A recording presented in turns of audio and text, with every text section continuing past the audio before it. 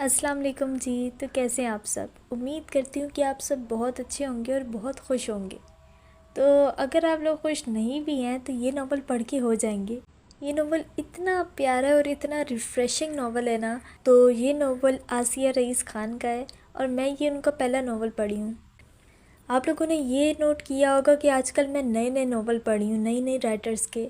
تو آج کل میں اردو ادب کو اور زیادہ ایکسپلور کر رہی ہوں تاکہ اور اچھے اچھے ناول جو ہے نا وہ سامنے آئیں۔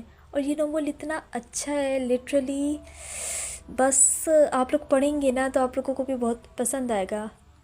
تو چلیں بغیر وقت ضائع کیے یہ پڑھنا سٹارٹ کرتے ہیں، جس کا عنوان ہے میراث۔ اس سے پہلے ایسے قصے کہانیوں میں سنا تھا اور لگتا تھا یہ سب کہانیوں اور فلموں میں ہی ہوتا ہوگا، لیکن یہ تو آنکھوں دیکھی ہے، اب بھی دیکھ رہے ہیں۔ آنکھوں کے سامنے ہی اتنے برسوں بعد بھی اب تک یہ کہانی جاری ہے، جو سنی سنائی بات ہے، نہ کوئی اساطیری حکایت۔ مگر اس وقت ہمیں پتہ تھوڑی نہ تھا کہ یہ کیا معاملہ ہے، ہم کس داستان کے گواہ بن رہے ہیں۔ ایسی داستان جو مثال بن جائے گی خاموش جذبوں کی، قربانیوں کی، انکہے وعدوں کی، وفا کی، بڑوں کے بے رحم فیصلوں اور بیکار ضد کی۔ فوزیہ آنٹی ذرا دیر سانس لینے کو رکی تھیں اور اس نے بھی بے چین ہو کر پہلو بدلا۔ اس وقت اسے اندازہ ہوتا کہ گیٹ کھول کر احسن اندر آیا ہے تو وہ کسی بہانے فوزیہ آنٹی کی داستان گوئی رکوا دیتی۔ ہم سب سال میں 2 بار چھٹیوں میں ایک جگہ یعنی بڑی حویلی میں اکٹھا ہوتے تھے، گرمیوں میں اور پھر دیوالی کی چھٹیوں میں۔ بڑے ابا کام کی وجہ سے بھی آتے تھے، کبھی نہیں، لیکن تصدق بھائی جان کو وہاں ہمیشہ دیکھا۔ اب جتنا بھی سوچوں تو یاد آتا ہے کہ اس سال بات کچھ اور ہی تھی، ہمیشہ سے کچھ الگ۔ رکو خالہ بہت خوبصورت اور شوخ چنچل سی تھیں، تصدق بھائی جان بھی خوب ڈیشنگ تھے۔ ایمان سے ان دونوں کی جوڑی بہت جچتی تھی۔ رکو خالہ کا چھت پر جانا، پھر ان کے پیچھے تصدق بھائی جان کا ہم سب بچوں کو لے کر وہاں پہنچنا، ہمارے ساتھ کھیلتے ہوئے ان کی مسکراہٹوں کے تبادلے اور اشارے۔ وہ باتیں ہم سے کرتے تھے اور سن کر رکو خالہ شرماتی تھیں۔ تب میں نے پیار کیا کہ گانوں کی بڑی دھوم تھی، تصدق بھائی جان بس وہی سنتے رہتے، سارا وقت حویلی میں وہیں گانے گونجتے رہتے۔ کبھی وہ گنگناتے بھی تھے جب رکو خالہ کہیں قریب ہی ہوتی تو وہ ہنسنے لگی تو ان کے ساتھ وہ سب بھی گدگدانے والے کسی خیال کے تحت کلکلا اٹھیں، جبکہ اس نے گہری سانس لے کر شکر ادا کیا کہ نامہ اس وقت سو رہی تھی۔ میں تب سب سے چھوٹی تھی، ان باتوں کی اتنی کیا کچھ بھی سمجھ نہ تھی، پھر بھی اب تک یاد ہے دونوں کے چہرے پر اور آنکھوں میں بڑا پیارا شرمگین سا تاثر ہوتا تھا۔ رکو خالہ کا مہمانوں کے لیے بڑے کمرے میں حلوہ یا چائے بھیجتے وقت ہمیں تاکید کرنا کہ یہ کپ اور یہ پلیٹ تصدق بھائی جان کو ہی دینا۔ صحن میں تصدق بھائی جان کا ایسی جگہ بیٹھنا جہاں سے اندر کے جس کمرے میں وہ ہوں انہیں نظر آتی رہیں، ان کے درمیان خاموشی سے پروان چڑھتا وہ کون سا جذبہ تھا، یہ تو بہت بعد میں سمجھ آیا، مگر وہ دونوں ہم سب بچوں کے فیورٹ تھے، بلکہ ہم سب بچے ہی اکثر ان کے درمیان رابطے کی کڑی، وجہ اور بہانہ بنتے تھے۔ ہم ان کے ساتھ ہوتے تو کسی کو شک بھی نہیں ہوتا تھا۔ مجھے اچھے سے یاد ہے، پہلے بھی تم سب کو بتایا تھا، جب کھیت میں جاتے ہوئے، یہ پہلی دفعہ نہیں تھا، مگر سب یوں اشتیاق سے ہمتن گوش تھیں جیسے پہلی بار سن رہی ہوں۔ جب بھی خاندان میں کسی وجہ سے سب اکٹھا ہوتے، یہ ان سب کا پسندیدہ موضوع ہوتا، خاص کر جوان نسل کو اپنے تایا اور ماموں کے عشق کی ادھوری داستان میں بہت دلچسپی تھی۔ اس وقت تو فوزیہ آنٹی کے گرد صرف لڑکیاں تھیں، مگر اکثر موقعوں پر ان کے ساتھ لڑکے بھی انہیں گھیر کر بیٹھے ہوتے تھے۔ نامہ اور احسن خود ہی ایسے موقعوں پر ان کے لیے میدان کھلا چھوڑ کر ادھر ادھر ہو جاتے تھے۔ ان سب کے دل میں رقیہ اور تصدق کے لیے جو عقیدت تھی، اس کا صحرا فوزیہ آنٹی جیسی خالاؤں، پھپھوؤں اور کزنس کے سر تھا، جنہوں نے تصدق اور رقیہ کی کہانی اس دلپذیر اور دلسوز انداز میں انہیں سنائی تھی کہ وہ سب گرویدہ ہو گئے تھے، خاص طور پر فوزیہ آنٹی جو رشتے میں ان سب کی خالہ اور پھپھو لگتی تھیں۔ پیشے سے استاد تھیں، وہ ساری خالاؤں اور پھوپھیوں سے چھوٹی تھیں، اخبار میں مضامین اور افسانے لکھتی تھیں، کبھی کبھار ریڈیو پر اردو ادب سے متعلق نشریات میں بھی حصہ لیتی تھیں، اس لیے سناتے ہوئے ان کا انداز بہت خوبصورت اور دلکش ہوتا تھا۔ آواز کا اتار چڑھاؤ اور ان کا لہجہ اس واقعے کو مزید دلپذیر بنا دیتا تھا۔ انہیں یوں لگتا وہ بھی گاؤں کے اس گھر، صحن اور چھت پر موجود ہیں جہاں یہ داستان رقم ہو رہی تھی۔ اس معصوم پیار کو جانے کس کی نظر لگی تھی کہ یہ پریم کہانی اور تربیہ داستان المی میں بدل گئی۔ تصدق بھائی جان نے سب سے سمجھدار بچے کو پکڑ کر چٹھی تمائی تھی، اور اس بیوقوف نے جا کر رکو خالہ کے بھائی کو دے دی۔ بات کھلی اور پھر دونوں کے ابا ایسی ضد پر اڑے کہ الگ الگ جگہ بیاہ کر ہی دم لیا۔ دیکھا جاتا تو ان کی شادی میں کوئی بڑی رکاوٹ نہیں تھی، لیکن بس دونوں بزرگوں کو اولاد کی منمانی اور مرضی کرنا برداشت نہیں ہوا تھا۔ پھر وہ چھٹی کا ملنا سب سے بڑا ستم تھا۔ اس وجہ سے معاملہ بہت اچھلا، ورنہ شاید ایسا شدید رد عمل نہ ہوتا کہ فوراً ہی ایرے غیرے سے شادی کر کے دور بھیج دیا جاتا۔ ان کی نظر میں بچوں کی زندگی کے فیصلے کرنے کا اختیار ان کا تھا۔ بچوں کا اپنی مرضی سے عشق و محبت کے کھیل رچانا خاندانی لوگوں کا وتیرہ نہ تھا۔ تصدق بھائی جان نے بہت ضد کی، کھانا پینا چھوڑ دیا۔ ان کی امی کا دل تو پگھل بھی گیا تھا، مگر بڑے ابا نہ مانے۔ ادھر تصدق بھائی کی ضد نے بھی رکو خالہ کو سب جگہ مشہور کر دیا۔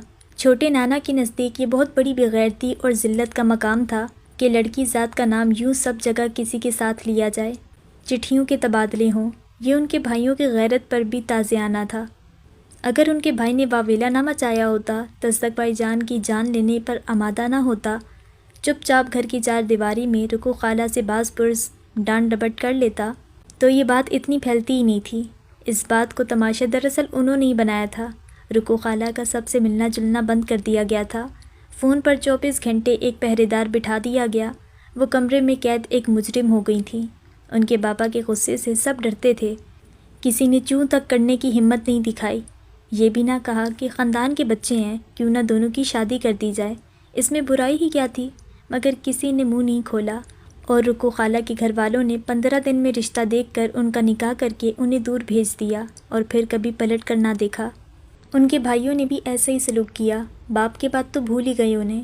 ان کی امی زندہ تھیں تو وہ بیٹی کی خبرگیری کرتی تھیں اور مدد بھی۔ ان کی شادی کی خبر کسی ایٹم بم سے کم نہ تھی۔ تصدق بھائی جان بڑے ابا کے سامنے کھڑے رہنے یا بولنے کی ہمت نہیں رکھتے تھے، مگر ان کا حال چھپا نہیں تھا۔ ان کو ہسپتال ایڈمٹ کرنا پڑا تھا، مگر اب کچھ نہیں ہو سکتا تھا۔ وہ کسی اور کی ہو چکی تھی۔ یہاں سے رشتہ داری اور ملنا جلنا بھی ختم ہو گیا۔ پھر بڑے ابا کے یہاں سے کوئی حویلی نہیں آیا۔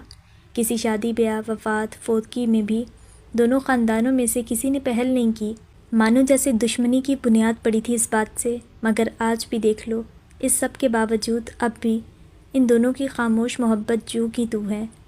ان کی آنکھوں کی اداسی، مزاج کی خاموشی اور دنیا کی رنگینیوں سے کنارہ کشی اس بات کا ثبوت ہے کہ دنیا نے انہیں الگ کر دیا، مگر ان کے دل الگ نہ ہو سکے۔ وہ ایک دوسرے سے دور جا کر خوش نہ رہ سکے۔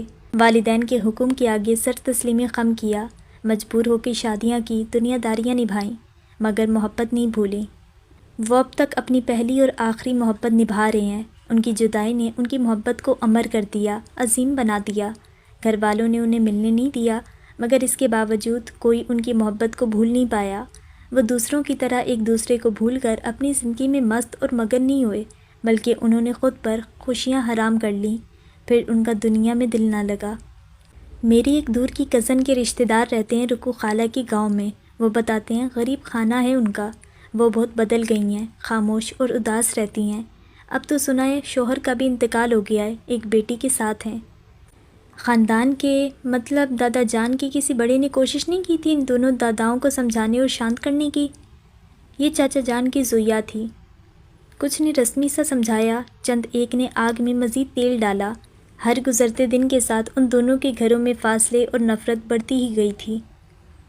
ماموں کی زندگی تو پھر بھی اچھی رہی، مگر رکو آنٹی کے لیے بہت برا لگتا ہے۔ پھپھو کی فضا کے لہجے میں افسوس تھا۔ ہاں، بیچاری کی زندگی میں کوئی سکھ نہیں تھا۔ جتنی وہ خوبصورت تھی، نصیب اتنے ہی برے لکھوا کے لائی تھی۔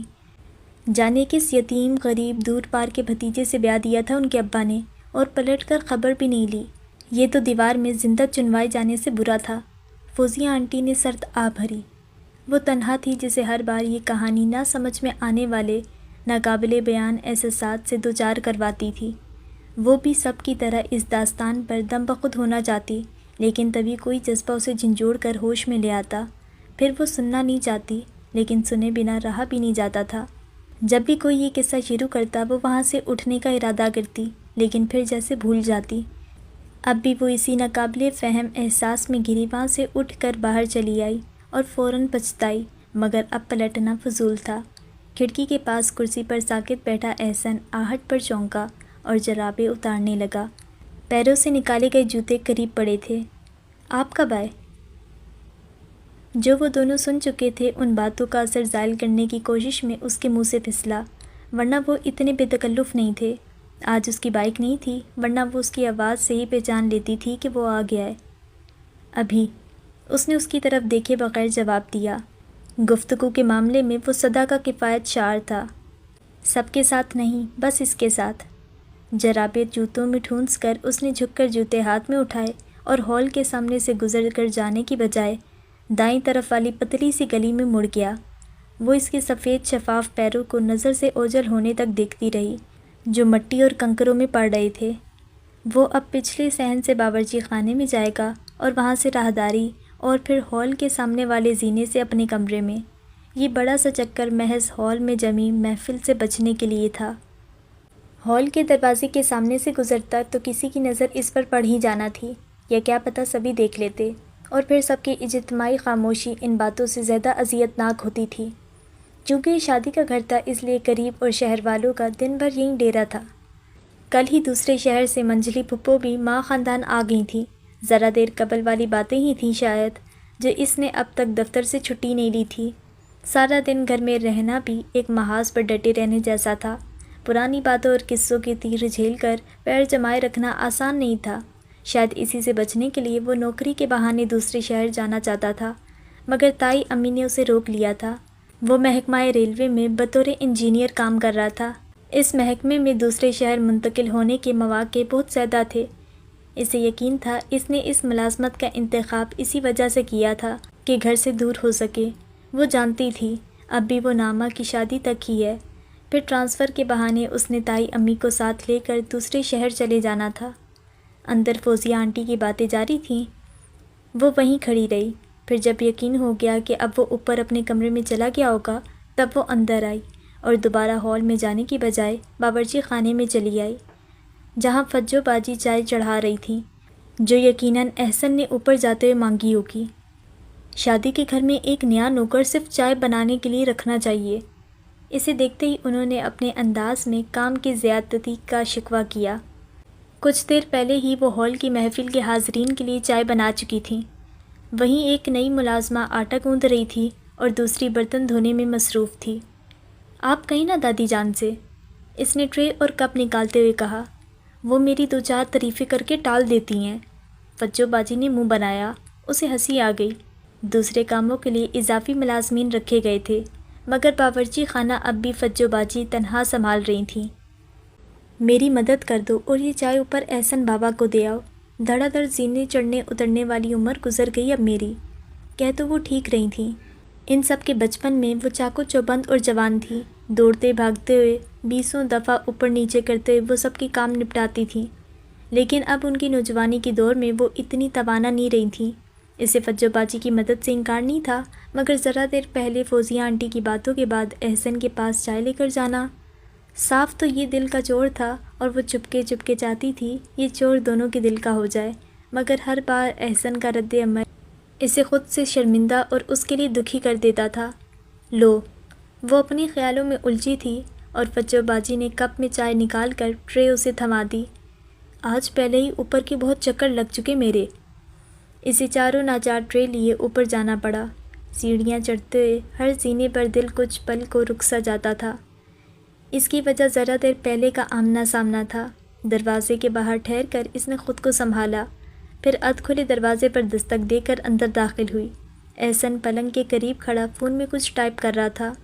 ایسی صورتحال میں ہمیشہ وہ دونوں اتنے واضح طور پر بے آرام اور مضطرب ہوتے تھے، مانو وہاں کوئی چیخ چیخ کر یہ نامناسب ہے، یہ ٹھیک نہیں کہتے ہوئے ناگواری کا اظہار کر رہا ہو۔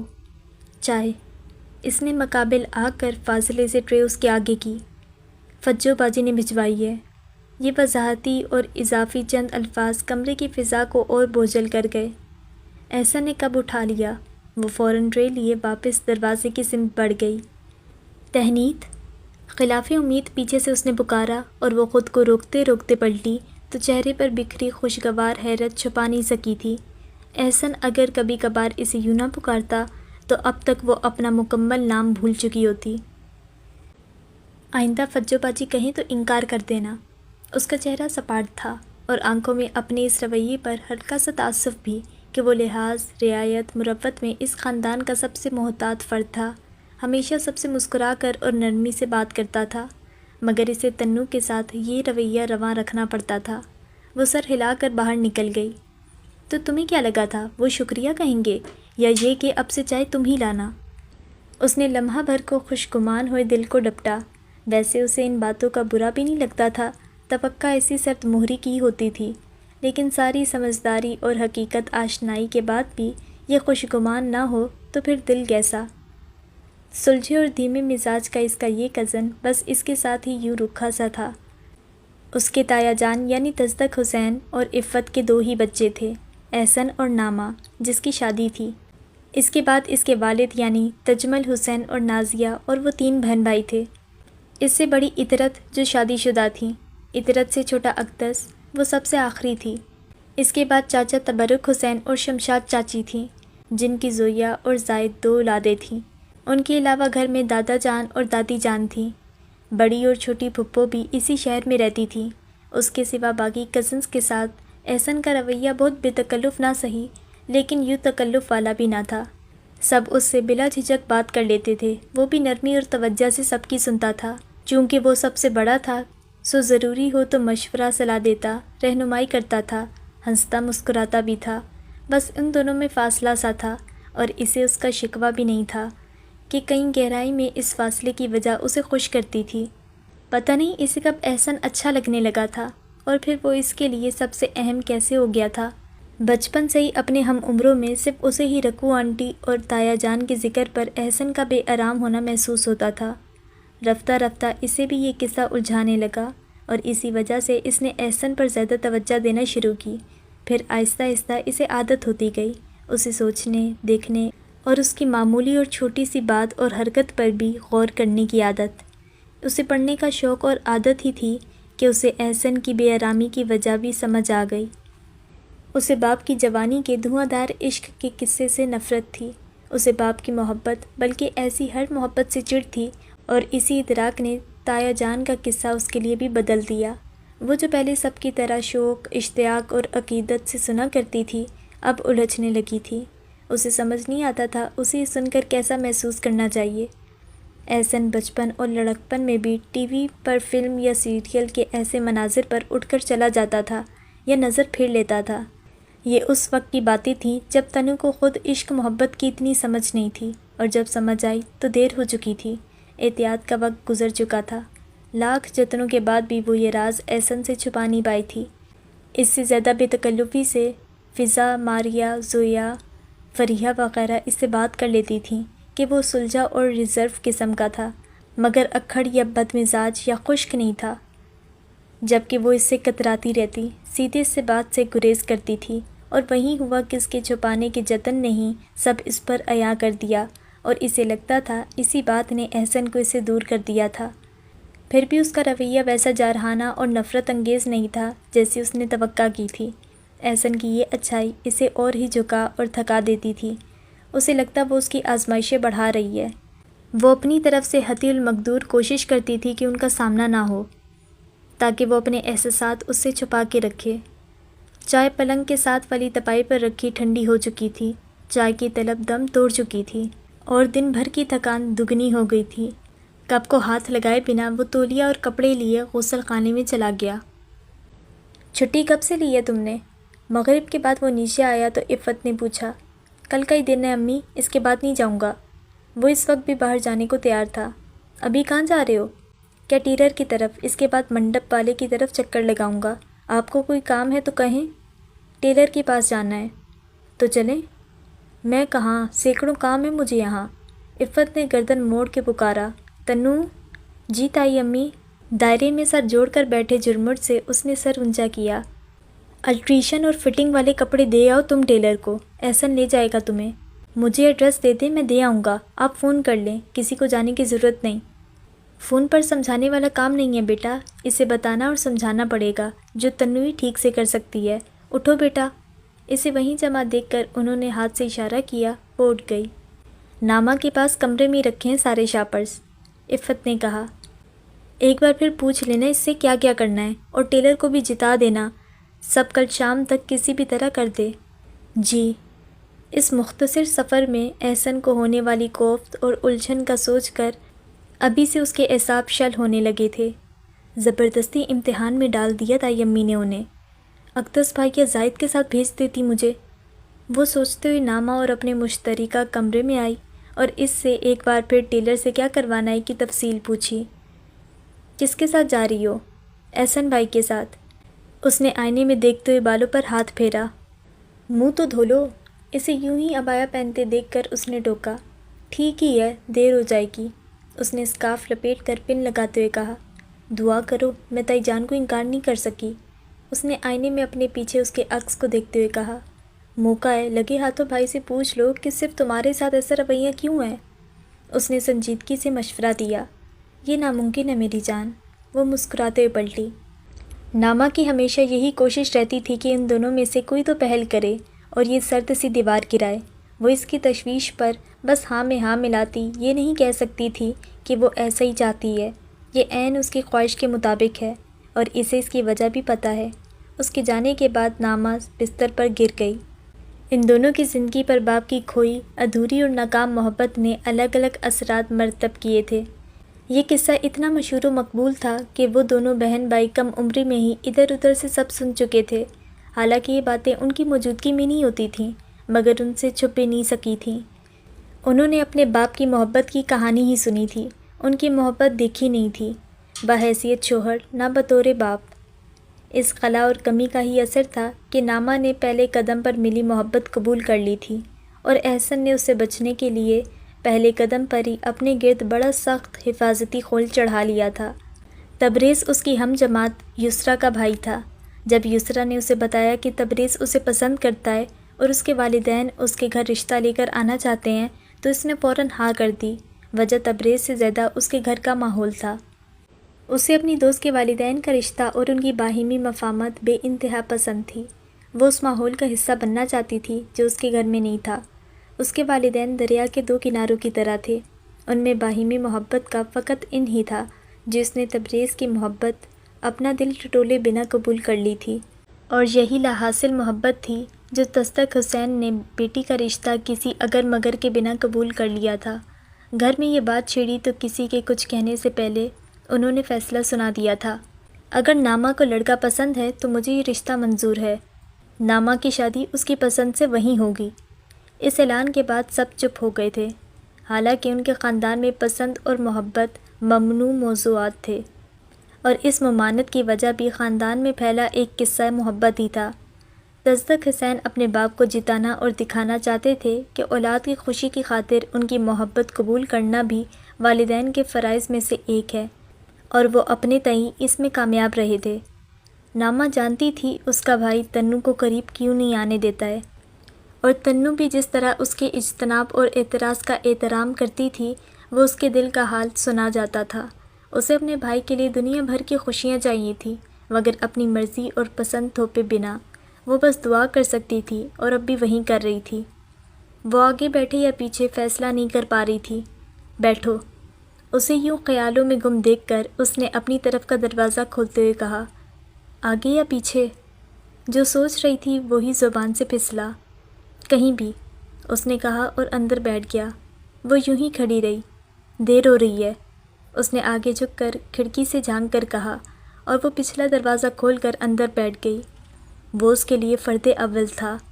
اس کی اپنی خواہش اور ہمکتا دل بھی احسن حسین کے بعد آتے تھے۔ ٹیلر کا ایڈریس؟ اس کا رواں رواں ساری حسیات اس کی سمت متوجہ تھیں مگر وہ بظاہر بے نیاز بنی کھڑکی سے باہر دیکھ رہی تھی کہ اچانک اس نے پوچھا۔ اس نے اس کی پشت کو دیکھتے ہوئے پتہ بتایا۔ اس نے سن لیا۔ وہ پھر کھڑکی سے باہر دیکھنے لگی۔ کچھ دیر بعد وہ کیٹرر کے پاس رکا اور اسے کچھ کہے بنا باہر نکل گیا۔ اندر سے 10-15 منٹ بعد واپس آیا اور دوبارہ کار شروع کر کے آگے بڑھ گیا۔ جانے کتنے وقت بعد اس نے درزی کی دکان کے سامنے کار روکی، تنو کو اندازہ نہیں تھا۔ سڑک کے اس طرف کار کھڑی کرنے کی جگہ نہیں تھی جہاں درزی کی دکان تھی، اس لیے اس نے یو ٹرن لے کر دوسری طرف کار روکی تھی۔ وہ ساری تھیلیاں اٹھائے سڑک عبور کر کے دکان میں پہنچی۔ وہاں سارا کام سمجھاتے ہوئے اسے دوبارہ گھر فون کرنا پڑا۔ فارغ ہوئی تو اسے احساس تھا کہ بہت وقت لگا ہے۔ اور ابھی احسن کو کہیں اور بھی جانا تھا۔ وہ عجلت میں باہر نکلی۔ سامنے وہ کار کے پاس کھڑا ادھر ہی دیکھ رہا تھا۔ بہت دیر ہو گئی ہے، جہاں جانا تھا وہ آفس یا شاپ بند ہی نہ ہو گئی ہو، اس نے سوچا۔ عبایا ضرورت سے زیادہ لمبا تھا اور اس نے نکلتے وقت جلدی میں ہیل بھی نہیں پہنی تھی۔ اب وہ پیروں میں الجھ رہا تھا۔ وہاں کھڑی گاڑیوں کے درمیان سے نکل کر وہ اپنی دھن میں تیزی سے اس طرف بڑھی اور اسے دیکھ رہا احسن پوری قوت سے چلایا، تہنیت! اس نے ادھر دیکھا۔ وہ تھوڑا خوفزدہ اور گھبرایا سا تھا۔ وہ اسے پیچھے ہونے کا اشارہ کر رہا تھا۔ ان سب میں سیکنڈز لگے تھے۔ وہ ایک دم پیچھے ہوئی، دائیں سمت سے بہت قریب اور تیزی سے گزرتی کار سے تو بچ گئی، مگر اس طرح لڑکھڑائی کہ گر پڑی۔ خود کو بچانے کی کوشش میں بائیں ہاتھ کی ہتھیلی نیچے ٹک گئی تھی۔ خود کو سنبھالتے ہوئے ہاتھ زمین سے اٹھایا تو ایسا شدید درد اٹھا کہ وہ بری طرح کرا اٹھی۔ احسن سڑک عبور کرتا اس طرف آیا۔ وہ اسی وضع میں کچی زمین پر بیٹھی تھی۔ تم ٹھیک ہو؟ وہ جھکا۔ وہ سہارا دیتا اس سے پہلے ہی وہ کسی طرح اٹھ کھڑی ہوئی۔ اس نے دوسرے ہاتھ سے نیچے ٹکایا گیا بایاں ہاتھ تھام رکھا تھا۔ کیا ہوا؟ زیادہ تکلیف ہے؟ چہرہ درد کا گواہ تھا اور آنکھیں لبالب بھری تھیں۔ اس نے اسبات میں سر ہلایا۔ اور کہیں چوٹ تو نہیں آئی؟ اس نے بغور اس کے وجود پر نظریں دوڑائیں۔ وہ بولنے کے قابل نہیں تھی، سو نفی میں سر ہلایا۔ جس طرح وہ دوسرا ہاتھ تھامے تھی وہ گہری یا بڑی چوٹ کا اشارہ تھا۔ آؤ! ایک ہاتھ کے اشارے سے گاڑیوں کو روکتا، اس کے آگے چلتا وہ کار تک آیا اور اگلا دروازہ کھولا۔ وہ چپ چاپ بیٹھ گئی۔ اس نے کار آگے بڑھائی۔ جس رفتار سے اس کے آنسو گر رہے تھے اسی تیزی سے کار دوڑ رہی تھی۔ اسے گھر پہنچنے کی جلدی تھی، مگر چند منٹ بعد ہی کار رکی تو وہ چونکی۔ وہ اسپتال کے سامنے رکے تھے۔ اس نے کچھ کہنا چاہا لیکن وہ اپنی طرف کا دروازہ کھول کر اتر گیا تھا۔ اس کی سمت کا دروازہ کھلا تو وہ یوں ہی کلائی تھامے باہر آئی۔ درد اتنا تھا کہ آنسو قابو میں نہیں آ رہے تھے۔ اسے ایک جگہ بٹھا کر وہ ادھر ادھر دوڑتا رہا۔ وہ ایک بڑے اسپتال کے ایمرجنسی وارڈ میں تھے۔ ڈاکٹر نے دیکھا، پھر اس کی کلائی کا ایکس رے ہوا۔ کلائی میں ہیئر لائن فریکچر تھا۔ پلاسٹر کی ضرورت نہیں تھی، مگر کلائی کو غیر متحرک اور ساکن رکھنے کے لیے ڈاکٹر نے اسپلنٹ تجویز کیا تھا۔ اس سب میں انہیں 2 گھنٹے لگ گئے تھے۔ وہ چپ چاپ اس کے حکم کی تعمیل کر رہی تھی۔ ساری گفتگو اور کام اسی نے کیے تھے۔ سڑک سے یہاں تک اس کے ہر انداز اور کام میں پھرتی اور عجلت تھی۔ احسن گھر فون کر کے بتا چکا تھا۔ وہ اسپتال میں ہی درد کی دوائی لے چکی تھی۔ واپسی میں پھر اس نے اگلی نشست کا دروازہ کھولا تھا۔ وہ پیچھے سر ٹکا کے آنکھیں بند کیے بیٹھ گئی۔ اب کار کی رفتار پہلے جیسی نہیں تھی۔ دنیا نظر سے اوجھل ہوتے ہی اس کے کانوں میں اس کی آواز گونجی، تہنیت! تکلیف تھی، درد تھا، مگر وہ ہوش میں تھی اور اسے پریشان اور فکر مند سا بھاگتے دوڑتے دیکھتی رہی تھی۔ تہنیت! اس کے اندر اس کی گھبرائی سے پکار گونجتی ہی رہی۔ وہ سب کے لیے تنو تھی، یہاں تک کہ اسکول میں ٹیچریں بھی اسے تنو کہتی تھیں۔ سب کو اس کا نام مشکل اور بڑا لگتا تھا۔ جانے کب اس نے لوگوں کو اپنا نام بھی تنو بتانا شروع کر دیا تھا۔ اکثر تو شاید اس کا اصل نام بھی بھول چکے تھے۔ وہ اس سے بے تکلفی کا اظہار نہیں کرنا چاہتا تھا، اس لیے تنو نہیں کہتا تھا، مگر اب تہنیت بلانے والا وہ واحد انسان تھا۔ بے تکلفی سے بچنے کی یہ کوشش یکتا ہو گئی تھی، بہت خاص۔ اب وہ سب کی طرح عام سا تنو کہنا بھی چاہتا تو نہیں کہہ پاتا تھا۔ دوا کا اثر تھا یا مسلسل اسے سوچنے کا کہ گھر پہنچنے تک اس کا درد غائب ہو چکا تھا۔ دروازے پر ہی سب ان کے منتظر تھے۔ کیا ہوا، کیسے ہوا جیسے سوال کے بعد اس کے لیے نصیحتیں تھیں۔ پھر شادی میں اسپلنٹ کا اجتماعی صدمہ۔ اس کی دوائیں اور فائل نامہ کو تھما کر وہ اپنے کمرے میں چلا گیا تھا۔ اس سے پہلے بھی اس کی کئی راتیں کروٹیں بدلتے گزری تھیں، لیکن آج خاص بات یہ تھی کہ وہ مسلسل اس خیال، اس تصور کو جھٹک نہیں رہا تھا۔ جانے وہ اس مسلسل کوشش سے تھک گیا تھا یا آج وہ تھوڑی سی بے ایمانی کرنا چاہتا تھا جو اس نے ان سے پیچھا چھڑانے کی کوشش نہیں کی تھی۔ کبھی کبھار کی یہ بے احتیاطی آگے کے مشکل سفر کا حوصلہ پیدا کرنے کے لیے ضروری تھی۔ جسے اس نے اپنے لیے شجر ممنوع قرار دیا تھا، وہ اسی کا بیج اپنے اندر بو بیٹھی تھی۔ بنا کسی گفت و شنید اور الفاظ کے ہی مفاہمت کا یہ عالم تھا کہ ایک دوسرے کی مشکلیں نہیں بڑھاتے تھے، پہلے ہی فاصلوں کا فیصلہ کر چکے تھے۔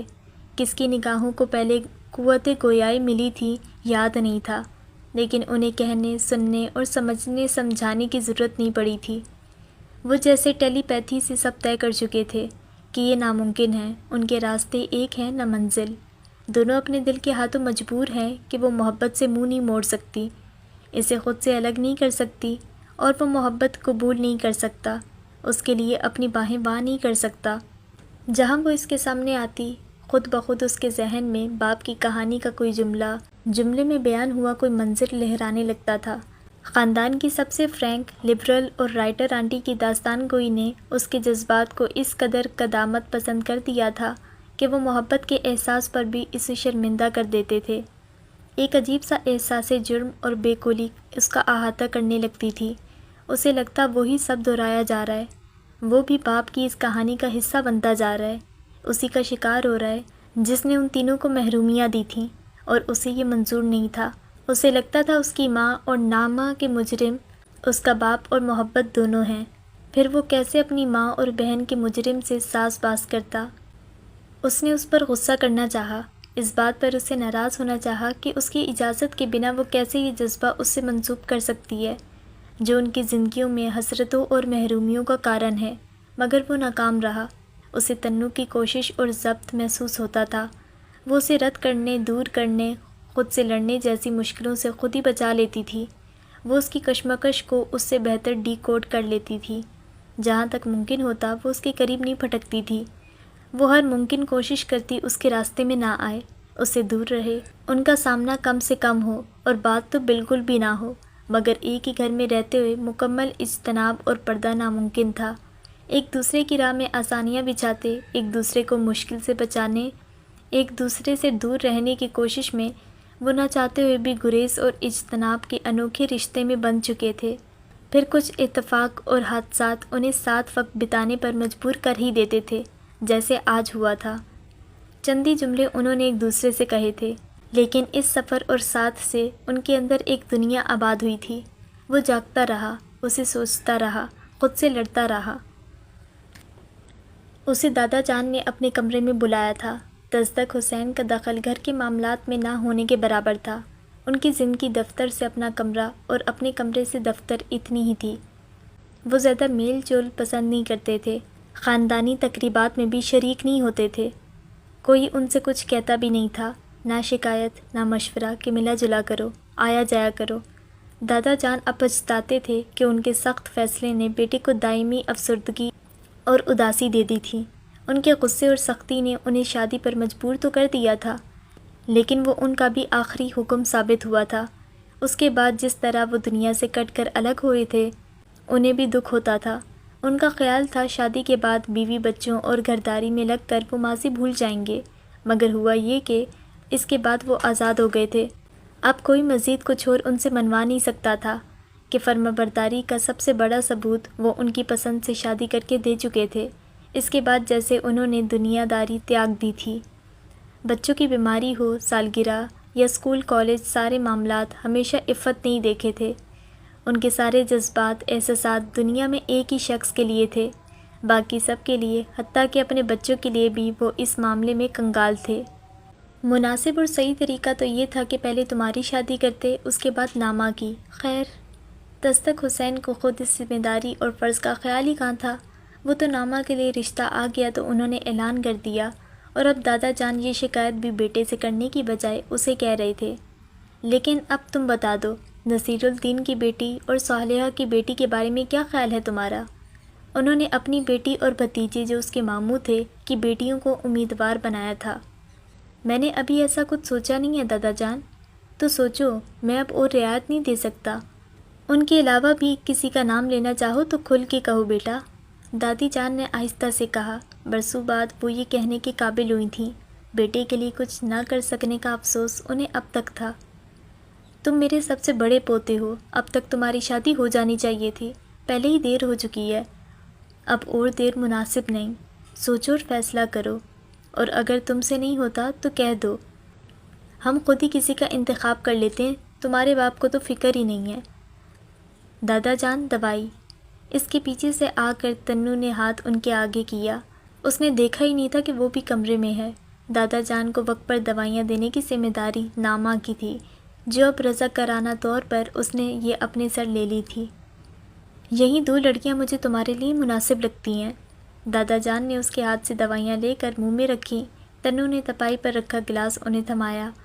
وہ ایک ہی ہاتھ کا استعمال کر رہی تھی۔ آنے والی گرمیوں کی چھٹی میں تمہاری شادی کرنا ہے اور چھٹیاں زیادہ دور نہیں۔ انہوں نے پانی پی کر گلاس اسے واپس کیا۔ اس نے جگ سے پانی انڈیل کر گلاس بھرا اور اسے ڈھانگ کر باہر جانے لگی تھی کہ دادا جان نے پکارا، تنو بیٹا، تمہاری تائی کو بھیج دو یہاں۔ جی دادا جان، وہ سعادت مندی سے کہتی باہر چلی گئی۔ اسے کسی گوشے میں چھپ کر رونا تھا۔ وہ اس سے انتظامات کے متعلق پوچھ تاچھ کر رہے تھے، تب عفت بھی آ گئیں۔ مجھے بلایا آپ نے؟ وہ بیٹی کو وہاں دیکھ کر حیران ہوئی۔ انہوں نے پرسوچ سا ہنکارا بھرا۔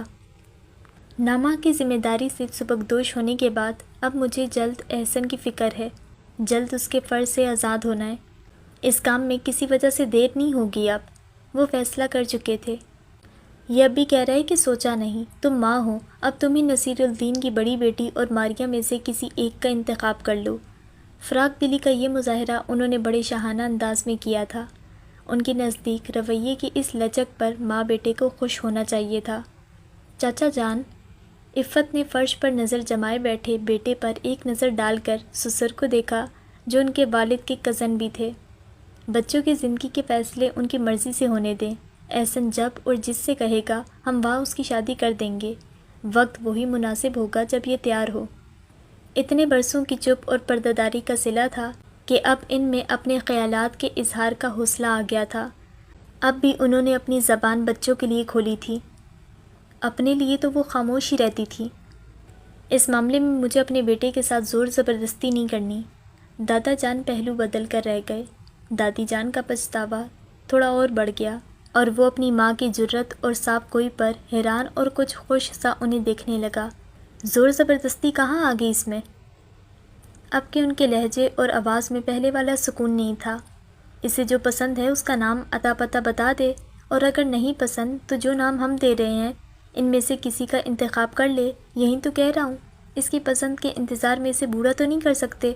شادی بیاہ کی بھی عمر ہوتی ہے، وقت ہوتا ہے جو ہاتھ سے نکلا جا رہا ہے، کب سے 30 سال کا ہو گیا ہے۔ اگر یہ فیصلہ اور انتخاب نہیں کر پا رہا تو تم مدد کر دو، اس میں غلط کیا ہے؟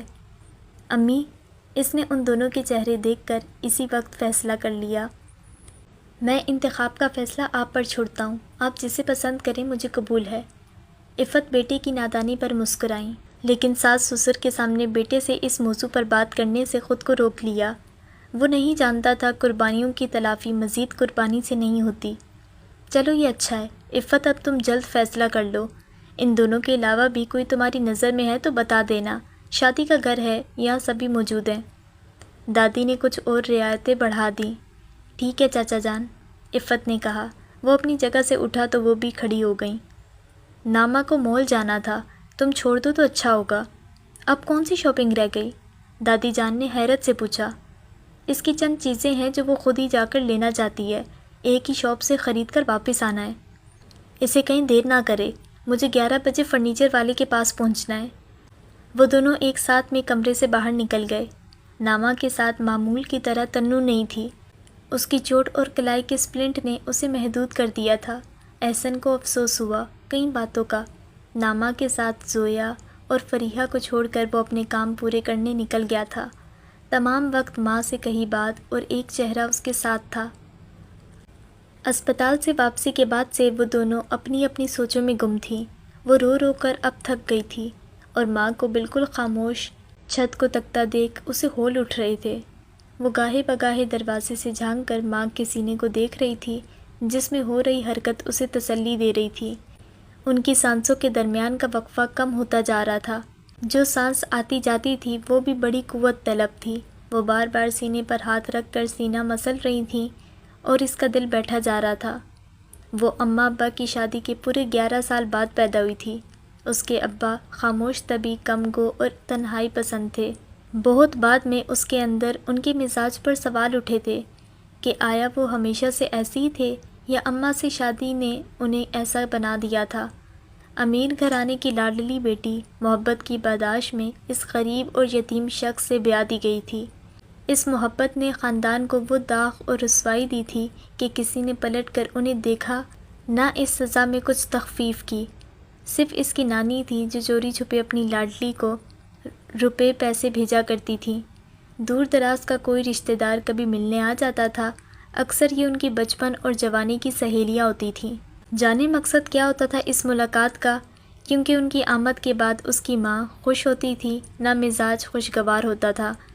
انہی ملاقاتوں کے دوران سنی باتیں تھیں جنہیں جوڑ جوڑ کر کم عمری میں ہی اس نے ساری کہانی سمجھ لی تھی۔ اس کے گھر کا ماحول کبھی ایک عام گھرانے جیسا نہیں رہا تھا۔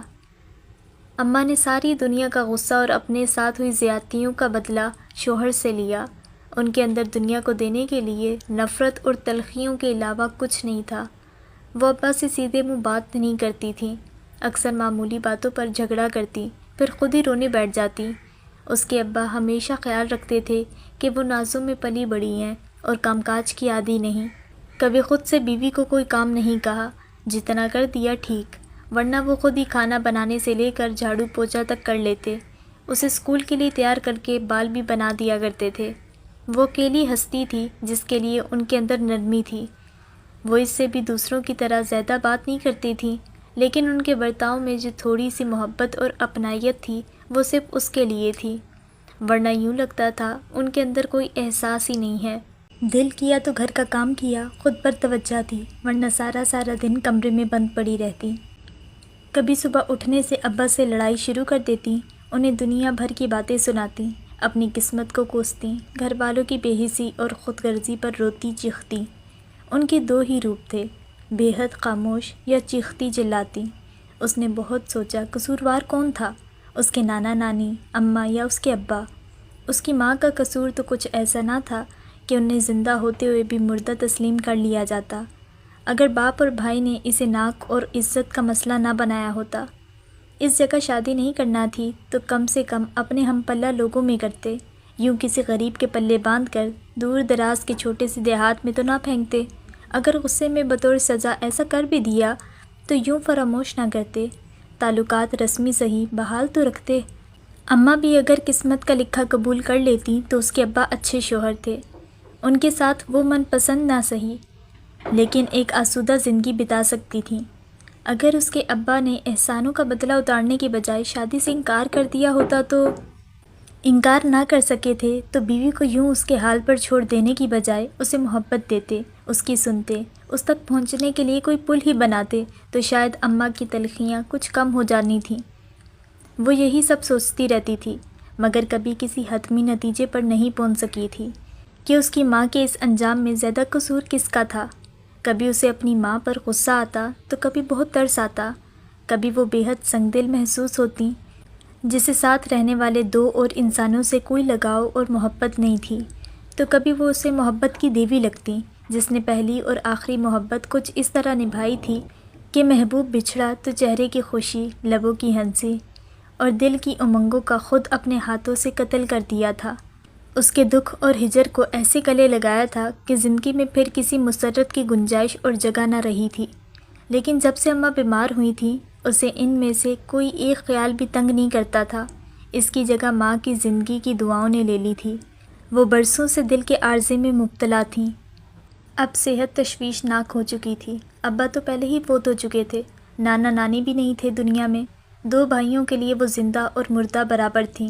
ان کی 3 بہنیں بھی تھیں، جن میں اس کی سب سے بڑی خالہ کبھی کبھار ملنے آتی تھی، لیکن اماں کی زبان کی کڑواہٹ اب کسی کو نہیں بخشتی تھی۔ ایک بار ان کی یہیں کڑوی کسیلی باتیں خالہ کے بیٹے نے سن لیں، تب سے ان کی آمد بھی بند تھی۔ اماں نے کبھی خود سے اپنے گھر والوں سے رابطہ کرنے کی کوشش نہیں کی تھی۔ تارا، انہوں نے اسے پکارا۔ جی اماں، وہ فوراً حاضر ہوئی۔ زیادہ لمبا سفر نہیں ہے، بس سے جائیں گے تو 8-10 گھنٹے لگیں گے، تو تیاری کر لے۔ کہاں جانا ہے؟ کل صبح نکلیں گے، انہوں نے جواب دینے کے بجائے وقت بتایا۔ ذرا رفیقہ کو فون لگا کر دے مجھے۔ انہوں نے اپنی سہیلی کا نام لیا جس سے وہ کبھی کبھار بات کر لیا کرتی تھی۔ ڈاکٹر نے جو خبر انہیں سنائی تھی، انہیں اس دن کا تو کب سے انتظار تھا۔ اس زندگی اور دنیا میں وہ بس سانس لے رہی تھیں۔ ان میں جینے کی امنگ کب کی دم توڑ چکی تھی، مگر اب ان پر بیٹی کی فکر سوار ہوئی تھی۔ انہوں نے اپنوں کے وہ خود غرض اور بے رحم روپ دیکھے تھے کہ کسی پر بھی اعتبار مشکل تھا۔ وہاں جانے کا فیصلہ بھی انہوں نے اعتبار کے بل پر نہیں کیا تھا۔ بہت لوگ قرضدار تھے ان کے، اور اب چند سے تقاضے کا وقت آ گیا تھا۔ یہ چند دن کے بجائے مہینہ بھر بھی نہیں نکلے گا۔ وہ کپڑے تبدیل کر کے آئی تو زویا نے دوبارہ اسپلنٹ کلائی میں پہناتے ہوئے تعصب سے سر ہلاتے ہوئے کہا، اسے وہی جوڑا پہننا تھا جس کی آستین چڑھانے کی خاطر اسپلنٹ نکالنا ضروری تھا۔ ڈھیلی آستینوں والے سارے نئے جوڑے اس نے رد کر دیے تھے جو انہوں نے اس حادثے کے بعد اس کے لیے منتخب کیے تھے۔ مہندی نہیں لگائی، چوڑیاں نہیں پہن سکتی، کم سے کم ڈریس تو پسند کا پہننے دو۔ جھوٹ تو نہ کہو، مہندی بھی ہے اور چوڑیاں بھی۔ فریحہ نے دوسرے ہاتھ کی سمت اشارہ کرتے ہوئے تصحیح کی۔ میرا مطلب ہے تم سب کی طرح میں مکمل تیار نہیں ہو سکتی، مگر جتنا ہو سکتی ہوں اتنا تو ہونے دو۔ نہ نکلے یہ مہینہ بھر، چلے گا مجھے۔ اس نے اسپلنٹ پہن کر ہاتھ اوپر سینے پر رکھا۔ اسے ہاتھ لٹکانے سے منع کیا گیا تھا۔ اب کوئی میرا میک اپ کر دو اور بال بھی بنا دو، اس نے کمرے میں جنگی پیمانے پر چل رہی تیاریاں دیکھتے ہوئے کہا۔ کسی کے پاس فرصت نہیں تھی۔ تبھی عطرت بیٹے کو گود میں لیے اندر آئی۔ ارے تم ابھی تک ایسے ہی بیٹھی ہو؟ ایک ہاتھ سے کیا کیا کروں؟ مزاج اس کا بھی بگڑا تھا۔ کیا کیا نہیں سوچا تھا اس نے شادی کے لیے، اور وہ سب دھرا رہ گیا تھا۔ ناما کو لینے گاڑی جا رہی ہے پولر، تم بھی چلی جاؤ۔ وہیں سے ریڈی ہو کر آ جانا، مجھے اس کے ساتھ جانا تھا لیکن نہیں جا سکی۔ عطرت کے چند ماہ کے بیٹے کو بخار آ گیا تھا۔ انہوں نے سوئے بیٹے کو جھولے میں لٹایا۔ پہلے کیوں نہیں بتایا آپی؟ ماریا چیخی۔ انہوں نے 3 ہی اپائنٹمنٹ دیے تھے، میرا رہ گیا تھا، آپ کی جگہ میں چلی جاتی نا۔ اچھا ہی ہوا۔ وہ کھڑی ہو گئی۔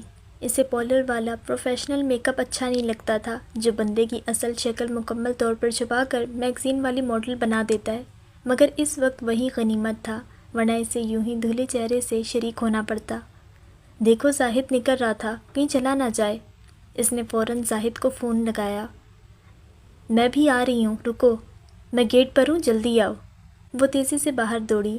راہداری میں دوسری طرف سے آ رہے احسن نے اسے بھاگ کر دروازے کی طرف آتے دیکھا تو بے اختیار ہاتھ اٹھا کر اسے روکتے ہوئے آواز دینے لگا تھا کہ ٹھٹک کر رک گیا۔ ایسے بے قابو ہونا اس کا خاصا نہیں تھا۔ گہرے سبز فرش کو چھوتے فراک میں ہیل پہننے وہ جس عجلت کا شکار تھی، اسے ڈر لگا پھر کوئی حادثہ نہ ہو جائے۔ وہ اس کے راستے سے ہٹ کر ایک طرف کھڑا ہو گیا۔ اس پر نظر پڑتے ہی اس کے قدم سست ہو گئے۔ اس وقت وہاں آخر میں ہال جانے والے چند افراد ہی تھے، اور اس کے مطابق احسن کو بھی ہال میں ہونا چاہیے تھا۔ چند پل دونوں نے ایک دوسرے کو دیکھا۔ اب چونکہ وہ دوڑ نہیں رہی تھی تو وہ بھی آگے بڑھ کر سینہ چڑھ گیا۔ تنو کا کچھ دیر پہلے والا سارا جوش جھاگ کی مانند بیٹھ گیا۔ جلدی آنے کا کہا تھا میں نے۔ زاہد اسے سنبھل کر قدم اٹھاتے دیکھ کر دور سے ہی کلس رہا تھا۔ سوری، اب چلو۔ اس نے غور ہی نہیں کیا تھا زاہد کی بغل والی نشست پر کون بیٹھا ہے۔ سارا راستہ وہ خاموشی سے باہر دیکھتی رہی اور زاہد کے ساتھ باتوں میں مشغول کامران کی نظر بھٹک بھٹک کر بیک ویو مرر میں اس پر ٹھہرتی رہی۔ تنو کی بند آنکھوں کے پیچھے سیاہ کرتے شلوار میں دروازے کے پاس کھڑا وہ خوبصورت انسان تھا جو اس کا نہیں تھا۔ واپسی میں باقی سب نے بھی اس کی خاموشی محسوس کی۔ اچھا تھا کہ اس کے پاس ہاتھ کی صورت میں ایک واضح بہانہ موجود تھا۔ اس سارے ہنگامے اور رنگ و روشنی کی محفل میں اس کا دل نہیں لگ رہا تھا۔ ناما کے پاس کچھ دیر بیٹھ کر وہ اٹھ کر باہر کھلی ہوا میں جانے کے ارادے سے ہال کے دروازے سے باہر نکلی ہی تھی کہ پیچھے سے کسی نے پکارا تو مڑی۔ تنو؟ جی؟ وہ اس کے ماموں کی بہو شمائلہ کا چھوٹا بھائی تھا۔ اس کے کہنے پر وہ مزید قریب آیا۔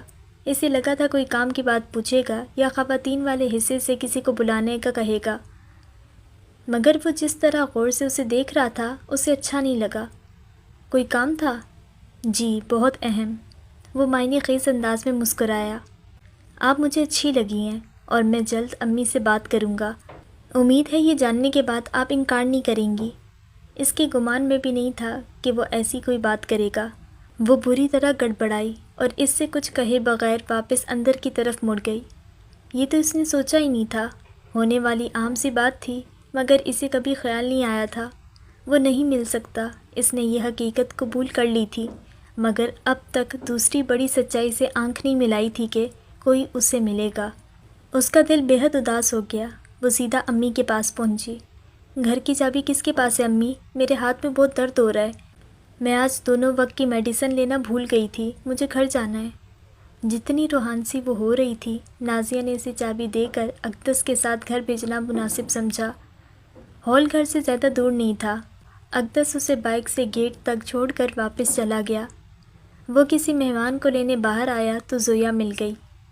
احسن بھائی، تنو ادھر تو نہیں آئی؟ نہیں، وہ بھلا مردوں والے حصے میں کیا کرنے آتی؟ کیا ہوا؟ وہ ادھر نہیں ہے تو مجھے لگا کسی کام سے ادھر نہ گئی ہو۔ دیکھو وہیں کہیں ہوگی۔ سب جگہ دیکھ لیا، کسی نے بھی نہیں دیکھا اسے کافی دیر سے۔ تبھی پاس سے گزرا اقدس سن کر رک گیا۔ اس کے ہاتھ میں درد تھا زیادہ، تو گھر ڈراپ کر کے آیا ہوں۔ اچھا وہیں کہوں، ایسے کہاں غائب ہو گئی؟ زویا کو ذرا تسلی ہوئی۔ وہ اپنے اور نامہ کے مشترکہ کمرے میں آ کر بستر پر بیٹھ گئی۔ دادا جان نے احسن کو انتخاب کے لیے 2 نام دیے تھے، یہ بات سب کے علم میں آ چکی تھی۔ کزنس میں اس وقت گپے لگانے کے لیے رکو آنٹی اور تصدق انکل کے بعد یہی موضوع ہاٹ فیورٹ تھا۔ وہ سب ماریا اور مدیحہ کو چھیڑ بھی رہی تھیں۔ اکثریت کا خیال تھا ماریا بازی لے جائے گی۔ وہ یہ سب سن کر دل گرفتہ تھی کہ آج نہیں تو کل یہ تو ہونا ہی تھا، مگر کامران کی بات نے اچانک ہی اس کی زندگی کا اگلا پڑاؤ اس کے سامنے لا کھڑا کیا تھا، جسے وہ جانے کیسے اب تک بھولے تھی۔ اس کے ساتھ ہمیشہ ہی دور دور سے احسن کو دیکھتے ہوئے جینے کا تصور تھا۔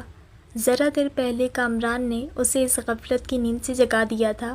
احسن کو کسی اور کے ساتھ دیکھنے کا خیال اذیت ناک سہی، مگر وہ اسے قبول کر چکی تھی، لیکن اس کی اپنی زندگی میں کوئی دوسرا اسے قبول نہیں تھا۔ محبت احسن کی دشمن تھی، اس کی تو نہیں۔ وہ تو اسے عمر بھر گلے لگائے رکھ سکتی تھی۔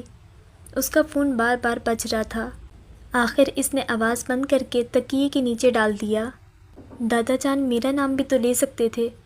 اب تک صابر رہا دل مچلنے لگا تھا۔ اس نے ہاتھ گھٹنوں کے گرد پھیلائے تو نظر اسپلنٹ پر پڑی۔ کاش ہاتھ ہی ٹوٹ جاتا، معذور لڑکی کسی کو پسند ہی نہ آتی۔ وہ رو رہی تھی۔ پھر تائی امی کو مجھ پر ترس آتا اور وہ میری ان سے شادی کروا دیتی۔ تائی امی کی بات تو وہ ٹال نہیں سکتے۔ سوچنے پر پابندی تھی، نہ کوئی فلٹر تھا۔ مگر سارے الٹے سیدھے قیاسوں کے بعد بھی یہ حقیقت جوں کی توں تھی کہ انہیں نہیں ملنا۔ وہ ویٹ ٹیشو سے میک اپ صاف کرتے ہوئے روئی جا رہی تھی۔ کامران کی بات کے بعد اسے میک اپ پر بھی غصہ آ رہا تھا۔ کاش میں ان سے اپنے جذبات چھپا پاتی۔ اسے مسئلہ محبت سے تھا، تنو سے نہیں۔ اگر وہ اس کی محبت سے بے خبر ہوتا تو وہ شاید یوں بچتا اور کتراتا نہیں، اور کیا پتہ اس کے اندر پہلے یہ احساس جاگتا تو حالات مختلف ہوتے۔ اس کا یقین تو یہی تھا کہ اسے محبت ہو گئی ہے۔ احسن کو یہ خبر ہوئی تو وہ اس سے دور ہو گیا تھا، اس سے بھاگنے لگا تھا۔ سوچتے سوچتے رونے کی شدت میں اضافہ ہو گیا تھا۔ تبھی آہستہ سے دروازہ کھول کر کوئی اندر آیا۔ اس نے سر اٹھایا تو لگا وہم ہوا ہے، مگر نہیں، وہ قدم اٹھاتا آگے آ رہا تھا۔ چلو، اس نے اپنے جوتے سے فرش پر ایک طرف رکھ کے اس کے سینڈل پلنگ کے قریب سرکائے۔ کہاں؟ اس نے جھٹ پٹ ٹیشو سے آنسو صاف کیے اور حیرت سے پوچھا۔ ہسپتال۔ ہسپتال؟ کیوں؟ سب خیریت نا؟ اچانک ہی وسوسے سر اٹھانے لگے۔ درد ہے اس لیے؟ اس نے انگلی سے کلائی کی طرف اشارہ کیا۔ اوہ، امی نے بھیجا ہے آپ کو؟ وہ سمجھ گئی۔ اتنا درد نہیں ہے، میں نے میڈیسن لے لی ہے۔ اس نے جھوٹ کہا۔ رونے سے تو نہیں لگ رہا؟ اسے حیرت کے جھٹکے پر جھٹکے لگ رہے تھے۔ وہ اور رک کر اتنی بات؟ اس وجہ سے نہیں، وہ روانی میں بولنے لگی تھی کہ رک گئی۔ تو کس وجہ سے؟ یہ الفاظ اس کی زبان سے ادا نہیں ہوئے، لیکن اس کے چہرے پر درج تھے۔ وہ جس طرح جم کے کھڑا تھا وہ جواب کا مطالبہ تھا۔ اس التفات پر اسے لگا اب وہ مزید خشوع و خضوع سے رونے لگے گی۔ امی سے کہہ دے میں ٹھیک ہوں، پریشان نہ ہوں۔ وہ اسپلنٹ والا ہاتھ سینے پر رکھ کے دوسرے ہاتھ سے کپڑے سنبھالتی پلنگ سے اتری۔ بس ٹیبلٹس لے کر سو رہی ہوں۔ وہ تو لے لی تھی، وہی سنجیدہ انداز جو اس سے بات کرتے ہوئے ہوتا تھا۔ ہاں، وہ بس لینے اٹھ رہی تھی، کہتے ہوئے اس کا ہاتھ آرائشی میز کی سمت اٹھا تھا۔ احسن نے مڑ کر دیکھا، وہاں دوائیوں کا لفافہ اور پانی کی بوتل رکھی تھی۔ آرائشی میز تک جا کر اس نے لفافہ اور بوتل اٹھائی اور واپس آ کر دونوں پلنگ پر رکھ دیے۔ لے لو۔ اس کے بھیگے چہرے پر ایک نظر ڈال کر وہ پلٹا۔ میں اس لیے رو رہی تھی کہ… پیچھے سے آئی اس کی آواز پر وہ رک گیا۔ دھک دھک کرتے دل کے ساتھ وہ بھی رک گئی تھی۔ اتنا کہنے کے بعد اب آگے کہتے ڈر لگ رہا تھا۔ احسن پلٹ کر سوالیہ نظروں سے اسے دیکھنے لگا۔ نامہ کے بعد اگلا نمبر میرا ہو سکتا ہے اس گھر سے رخصت ہونے کا۔ اپنی زبان سے ادا ہو رہے لفظوں پر وہ خود حیران تھی۔ اتنی جرأت اس میں جانے کہاں سے آ گئی تھی؟ احسن نے سنا، چند پل اسے دیکھا اور مڑ کر کمرے سے نکل گیا۔ وہ بے دم سی پیچھے پلنگ پر بیٹھ گئی۔ ایک خوش فہمی کا جگنو جو اس کے آس پاس منڈلاتا پھرتا تھا وہ بجھ گیا تھا۔ گریز، کشمکش اور تکلف میں لپٹی توجہ سب نے اسے کسی اور ہی گمان میں مبتلا کر دیا تھا جو اس وقت بری طرح ٹوٹا تھا۔ میں نے ایسا سوچ بھی کیسے لیا؟ وہ محبت کو گلے لگا ہی نہیں سکتے، اور اب تو بالکل ہی نہیں۔ اس نے دوائیاں لیں کہ اس کے بعد نیند آ جاتی تھی۔ صبح جاگی تو اس کے اس طرح بنا بتائے گھر آ جانے اور رخصتی کے وقت غائب رہنے پر سب نے باتیں سنائیں۔ کچھ ناراض تھے اور کچھ اس کی تکلیف پر فکر مند۔ دوائیاں وقت پر لو، بھولنا مت کل کی طرح، ورنہ ولیمے میں پھر درد کے مارے رونے لگو گی۔ نہیں تو ایسا کرو ایک بار ڈاکٹر کو دکھا لو، نازیہ نے کہا۔ دوا لے لی ہے امی، اس سے آرام ہو جاتا ہے۔ سچ تو یہ تھا کہ اسے ہاتھ میں کوئی تکلیف نہیں تھی، درد تو بر وقت سوجا بہانہ تھا بس۔ ڈاکٹر اور ہسپتال کی ضرورت نہیں ہے، کل آپ نے احسن بھائی کو بھی خواہ بھیجا۔ احسن آیا تھا؟ میں نے تو نہیں بھیجا تھا۔ اچھا، کسی کام سے آئے ہوں گے، میں رو رہی تھی تو کہا ڈاکٹر کے پاس جانے، اس لیے مجھے لگا شاید آپ نے بھیجا ہوگا۔ وہ کہاں لے جاتا ڈاکٹر کے پاس، کتنا مصروف تھا کل وہ بچہ۔ تو کیا وہ… اس کے آس پاس پھر جگنو منڈلانے لگے۔ رفیقہ سے بات کرنے کے بعد اماں نے اگلے دن کا سفر رد کر دیا تھا۔ اس کے ایک ہفتے بعد پورے 10 گھنٹے بس میں طے کر کے وہ ایک بڑے سے مکان کے آگے رکشے سے اترے تھے۔ اس ایک ہفتے میں اماں کی طبیعت سنبھلنے کے بجائے بگڑتی ہی گئی تھی۔ ان کے پاس سامان کا ایک بیگ تھا، ایک جوڑی ان دونوں کے کپڑے اور باقی جگہ دوائیوں نے لے لی تھی۔ بڑے سے 2 منزلہ مکان کے گیٹ پر کوئی چوکیدار نہیں تھا۔ اندر آنے کے بعد ابھی چند قدم ہی چلے تھے کہ دروازے میں فجو بازی نمودار ہوئیں۔ کس سے ملنا ہے آپ کو؟ انجان اور نئے چہرے دیکھ کر اس نے ذرا سختی سے پوچھا۔ سخاوت حسین اور تصدق حسین سے۔ آئیے۔ انہیں ہال میں بٹھا کر وہ اندر اطلاع دینے جانے لگیں تو انہوں نے پیچھے سے آواز دی، سنو، ان سے کہنا رقیہ ملنے آئی ہے۔ فجو باجی کے کان کھڑے ہو گئے۔ برسوں سے یہاں کام کر رہی تھیں، یہ کہانی انہیں بھی ازبر تھی۔ ان کے ہاؤ بھاؤ ہی بدل گئے۔ وہ تیز قدم اٹھاتی اندر بھاگیں۔ تصدق حسین ہی کیا، کسی کو اپنی آنکھوں پر یقین نہیں آ رہا تھا۔ حسن ڈھل بھی چکا ہو تو بھی اپنے نقش چھوڑ جاتا ہے، مگر رقیہ حالات کے جس گرداب میں پھنسی تھیں، اس نے انہیں سراپا بدل دیا تھا۔ رہی صحیح کسر بیماری نے پوری کر دی تھی۔ تصدق حسین کی نم آنکھیں کسی سے مخفی نہیں تھیں۔ یوں لگتا تھا جیسے وہ صدیوں کا ہجر کاٹ کے ملے ہیں، مگر ان کے دل میں موجزن چاہت کا سمندر اسی طرح ٹھاٹے مار رہا تھا جیسا آج سے 32 سال پہلے۔ حال میں تجمل حسین کے علاوہ گھر کے سبھی بڑے موجود تھے اور ساری نوجوان نسل کھڑکیوں اور دروازوں سے کان لگائے کھڑی تھی، جس میں فضا، فریحہ اور ماریہ بھی تھیں۔ احسن ابھی تک گھر نہیں لوٹا تھا اور نامہ ہنی مون پر تھی۔ دور دراز گاؤں سے آئے دادا جان کے کچھ مہمان اب بھی اوپر موجود تھے۔ ہال میں اتنے نفوس موجود تھے مگر سناٹا قبرستان جیسا تھا۔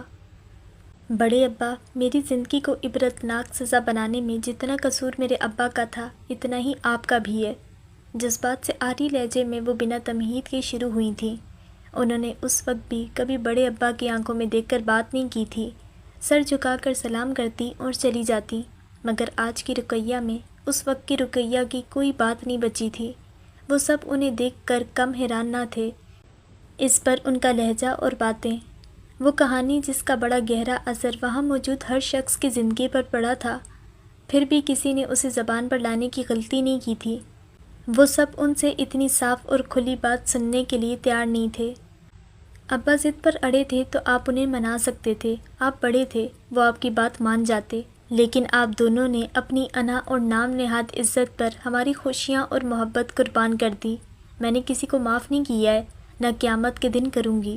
میری زندگی گزر گئی، اب مجھے اپنی بیٹی کی فکر ہے۔ میرا دل ناکارہ ہو چکا ہے، یہ بس اب کسی بھی وقت بند ہونے والا ہے۔ بات کرتے ہوئے بھی ان کا سانس پھول رہا تھا۔ چہرے اور پیروں پر سوجن تو تھی ہی، سرخی بھی زیادہ بڑھ گئی تھی۔ دستک حسین کے انگ انگ سے بے قراری جھلک رہی تھی۔ ان کے اندر بہت سے سوال تھے، مگر وہ سب کے سامنے پوچھ نہیں سکتے تھے۔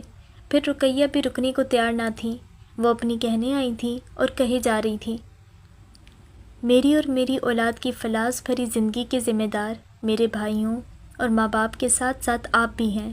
مجھے اپنے بھائیوں سے اب بھی کسی اچھائی کی امید نہیں ہے، اس لیے یہاں آئی ہوں آپ کو تلافی کا ایک موقع دینے، کیا آپ ماضی کی غلطی سدھار لیں، آخرت میں شرمندگی سے بچ جائیں، میری آہوں اور انصاف کی خاموش التجاؤں کا رخ بدل جائے۔ انہوں نے نظروں کا رخ دستک حسین کی سمت کیا۔ میری بیٹی کو تحفظ بھری چھت اور ایک مضبوط تعلق دے کر ماضی کی تلافی کر لیں، مجھے لگے گا مجھے سب مل گیا ہے جس کی کبھی میں نے خواہش کی تھی۔ وہ آواز مضبوط رکھنا چاہتی تھی، اس میں کامیاب بھی رہی، مگر آنکھیں بھر آئی تھیں۔ دستک حسین کے حلق میں بھی کوئی پھندا سا اٹکا تھا۔ ستارہ ماں کی بات سن کر ششدر رہ گئی۔ یہاں آنے کا یہ مقصد تو اس کے گمان میں بھی دور دور تک نہیں تھا۔ وہ اسے زیادہ کھل کر کچھ بتاتی نہیں تھی۔ کہیں ساتھ چلنے کا کہا تو اس سے لگا تھا کہ وہ اسے اپنے بھائیوں کے پاس لے جا رہی ہیں۔ وہ تو جب انہوں نے فجو باجی کو بتایا کہ کس سے ملنا ہے تو وہ چونکی۔ اگر اسے معلوم ہوتا تو وہ کبھی یہاں آتی نہ انہیں آنے دیتی۔ تمہاری طبیعت ٹھیک نہیں ہے، تم ابھی آئی ہو، آرام کرو، بعد میں سکون سے بات کرتے ہیں، دادا جان نے کہا اور نازیہ کو دیکھا۔ یہ تماشا 32 سال قبل والے تماشے سے زیادہ نقصان دہ تھا۔ ان دونوں کو کمرے میں لے جاؤ اور کھانے کا دیکھو۔ نازیہ اور شمشاد آگے بڑھی۔ عفت سپاٹ چہرہ لیے کھڑی تھی۔ نہیں، رقیہ نے ہاتھ اٹھا کر ان دونوں کو روکا۔ میں اتنی دور سے یہاں آرام کرنے کی غرض سے نہیں آئی ہوں، میرے پاس وقت نہیں ہے، مجھے اپنی بیٹی کے مستقبل کی یقین دہانی چاہیے کہ وہ یہاں محفوظ رہے گی، اس کے بعد شاید میں آپ سب کو معاف کر دوں، حشر میں آپ کا دامن پکڑ کے اللہ سے انصاف کا تقاضا نہ کروں، ورنہ میرے دل کو جو تکلیف اور اذیت آپ نے پہنچائی ہے اس کا حساب آسان نہیں، جتنا میں تڑپی ہوں، جتنا میں نے سہا ہے، اس کے بعد میری آہ بیکار نہیں جائے گی۔ سب کو جیسے سام سونگ گیا تھا، ان کے الفاظ سبھی حاضرین کو بے چین کرنے کے لیے کافی تھے۔ دستک، ان کی بھیگی آواز پر جہاں دستک حسین کی دنیا بدلی وہیں کہیں ماتم پھیل گیا۔ میں ستارہ کو تمہارے حوالے کرتی ہوں کہ تم اسے دربدر رلنے نہیں دو گے، اس کی حفاظت کرو گے، ہمیشہ اس کا خیال رکھو گے، اس کا اس دنیا میں کوئی نہیں ہے اور مجھے تمہارے علاوہ کسی اور پر بھروسہ نہیں ہے، میں سکون سے مر بھی نہیں سکتی اگر۔ وہ آگے بول نہ سکیں اور سینے پر ہاتھ رکھ کے لمبی سانس لینے لگی۔ ستارہ نے انہیں تھاما، وہ بھی رو رہی تھی، اسے تو کچھ سمجھ نہیں آ رہا تھا، اس کی ماں یہ سب کیا کر رہی ہے، اسے شرمندگی ہو رہی تھی، اپنا یوں تماشا بننا اسے اچھا نہیں لگ رہا تھا، مگر وہ ان کی حالت کے پیش نظر انہیں روک بھی نہیں پا رہی تھی۔ میں ستارہ کی ذمہ داری لیتا ہوں، تم اس کی بالکل فکر نہ کرو، میں۔ دستک حسین کی بھیگی سی لرزتی آواز میں بھی بے قراری تھی۔ اماں، اماں۔ ستارہ کی چیخوں میں ان کی بقیہ بات دب گئی، وہ بے سدھ ہو کر اس کی باہوں میں جھول رہی تھی۔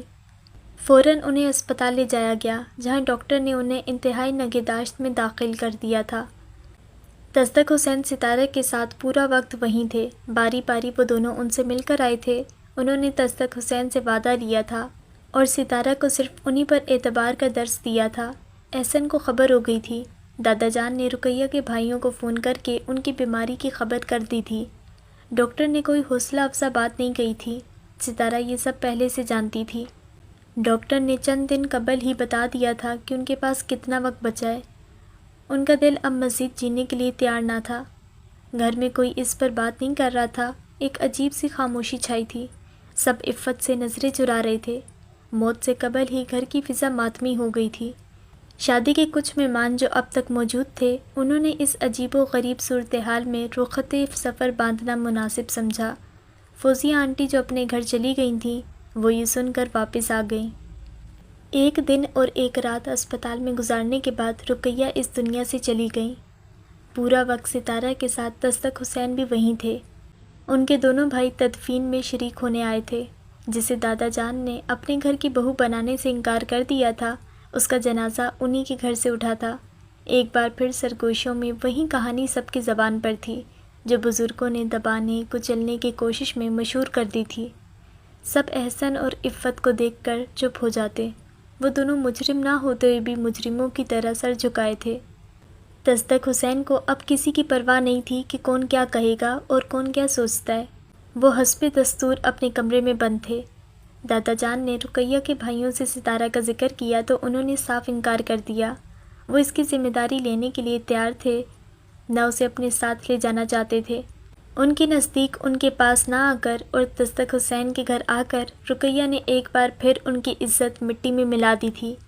دادا جان نے سمجھایا، ستارہ کا خرچ خود اٹھانے کا یقین دلایا، مگر وہ ٹس سے مس نہ ہوئے اور ستارہ کو دیکھے بنا، اس سے ملے بنا ہی واپس لوٹ گئے۔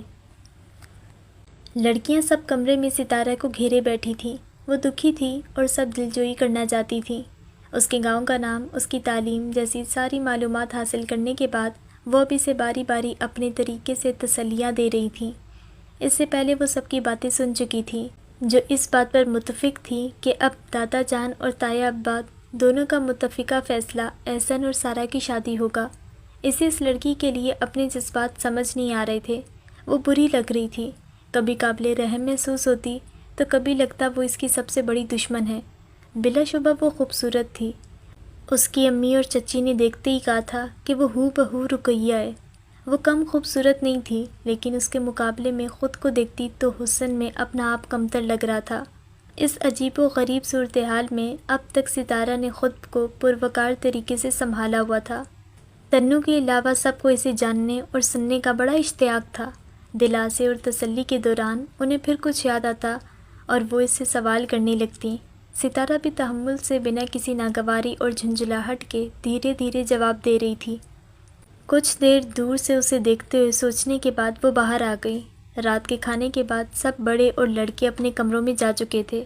اس کا ذہن اسی نقطے پر اٹک گیا تھا جس پر وہ سب متفق تھیں کہ اب ستارہ اور احسن کی شادی ہو جائے گی، جبکہ اسے اس بات کے نہ ہونے کا یقین تھا۔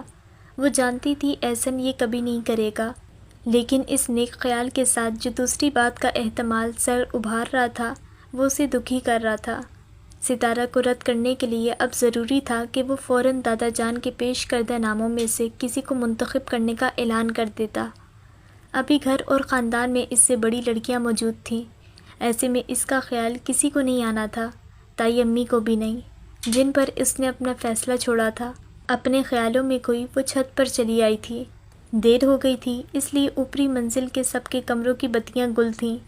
عموماً لڑکیوں میں سے رات میں چھت کی طرف کوئی نہیں جاتا تھا، لیکن آج اسے تنہائی اور کھلی ہوا کی ضرورت تھی، اور ذہن پر جو سوار تھا اس نے دوسری باتوں پر توجہ دینے کی صلاحیت چھین لی تھی۔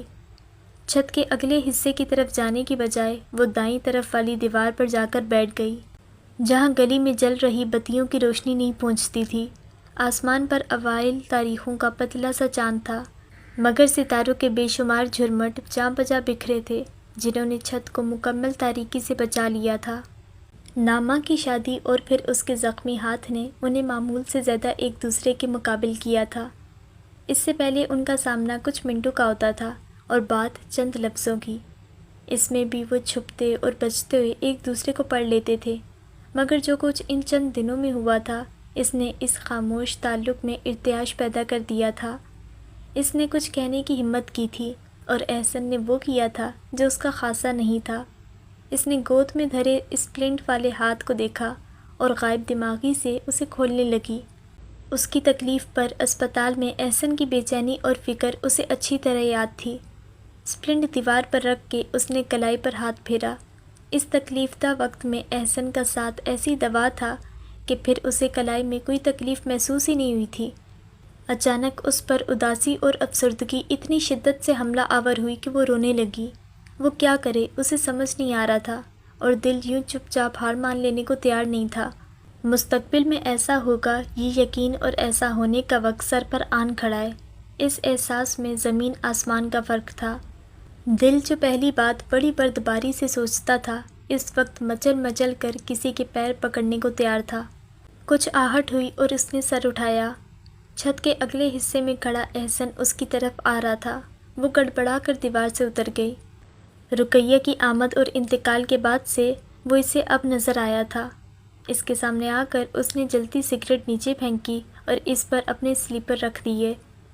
اسے نکالنا نہیں ہے، اس نے دیوار سے اسپلنٹ اٹھایا اور اس کی کلائی کے گرد لپیٹ کر بند کرنے لگا۔ ہر وقت پہنے رکھنا ہے، اور اگر درد ہو تو رونا نہیں ہے، میڈیسن لینی ہے۔ وہ سر جھکائے احتیاط اور نرمی سے کام کر رہا تھا۔ اس کے آنسو شکایتاً تیز ہو گئے۔ تو دیتے کیوں نہیں میڈیسن؟ اس نے باری باری سارے ویلکرو لگانے کے بعد اپنی ہتھیلی اسپلنٹ پر پھیلائی اور سر اٹھایا۔ وہ جو اسے ہی دیکھ رہی تھی، دوسرے ہاتھ سے گال صاف کر کے نیچے دیکھنے لگی۔ وہ بنا ہاتھ پکڑے اس کا ہاتھ تھامے تھا۔ یہ ہیئر لائن اتنا ہی بریک ہوا ہے، لیکن اگر خیال نہیں رکھا تو جڑے گا نہیں۔ میں خیال رکھ تو رہی ہوں۔ اس کا ہاتھ اسپلنٹ پر پھسلتے ہوئے نیچے گیا اور پھر ہٹ گیا۔ ٹھیک ہو جائے گا جلد، اس نے تسلی دی۔ وہ یوں ہی کھڑی رہی۔ جاؤ سو جاؤ، رات کافی ہو گئی ہے، احسن نے کہا۔ وہ یہی اس سے کہنا چاہتی تھی، مگر چپ چاپ زینے کی طرف بڑھ گئی۔ یہ سگریٹ بھی پیتے ہیں؟ اس نے پہلی بار اس کے ہاتھ میں سگریٹ دیکھا تھا۔ یا رکو آنٹی کے بعد شروع کی ہے۔ ان حالات میں وہ بھلا کسی سے بھی شادی کے بارے میں کیسے سوچ سکتے ہیں؟ وہ خواہش کے باوجود پیچھے مڑ کر دیکھ نہیں سکی۔ دل اکسا رہا تھا کہ جاؤ اور صاف صاف بات کر لو، لیکن وہ ہمت کہاں سے لاتی اتنی کہ دل کے کہے پر عمل کر پاتی۔ اس کے جانے کے بعد اس نے دوسری سگریٹ نکال کر جلائی اور پیچھے دیوار پر بیٹھ گیا۔ وہ ایسا بے خبر اور انجان نہ تھا کہ کلائی کے درد کو اس کے رونے کی وجہ مان لیتا، مگر وہ اس کے آنسوں کی وجہ ختم کرنے پر بھی قادر نہیں تھا۔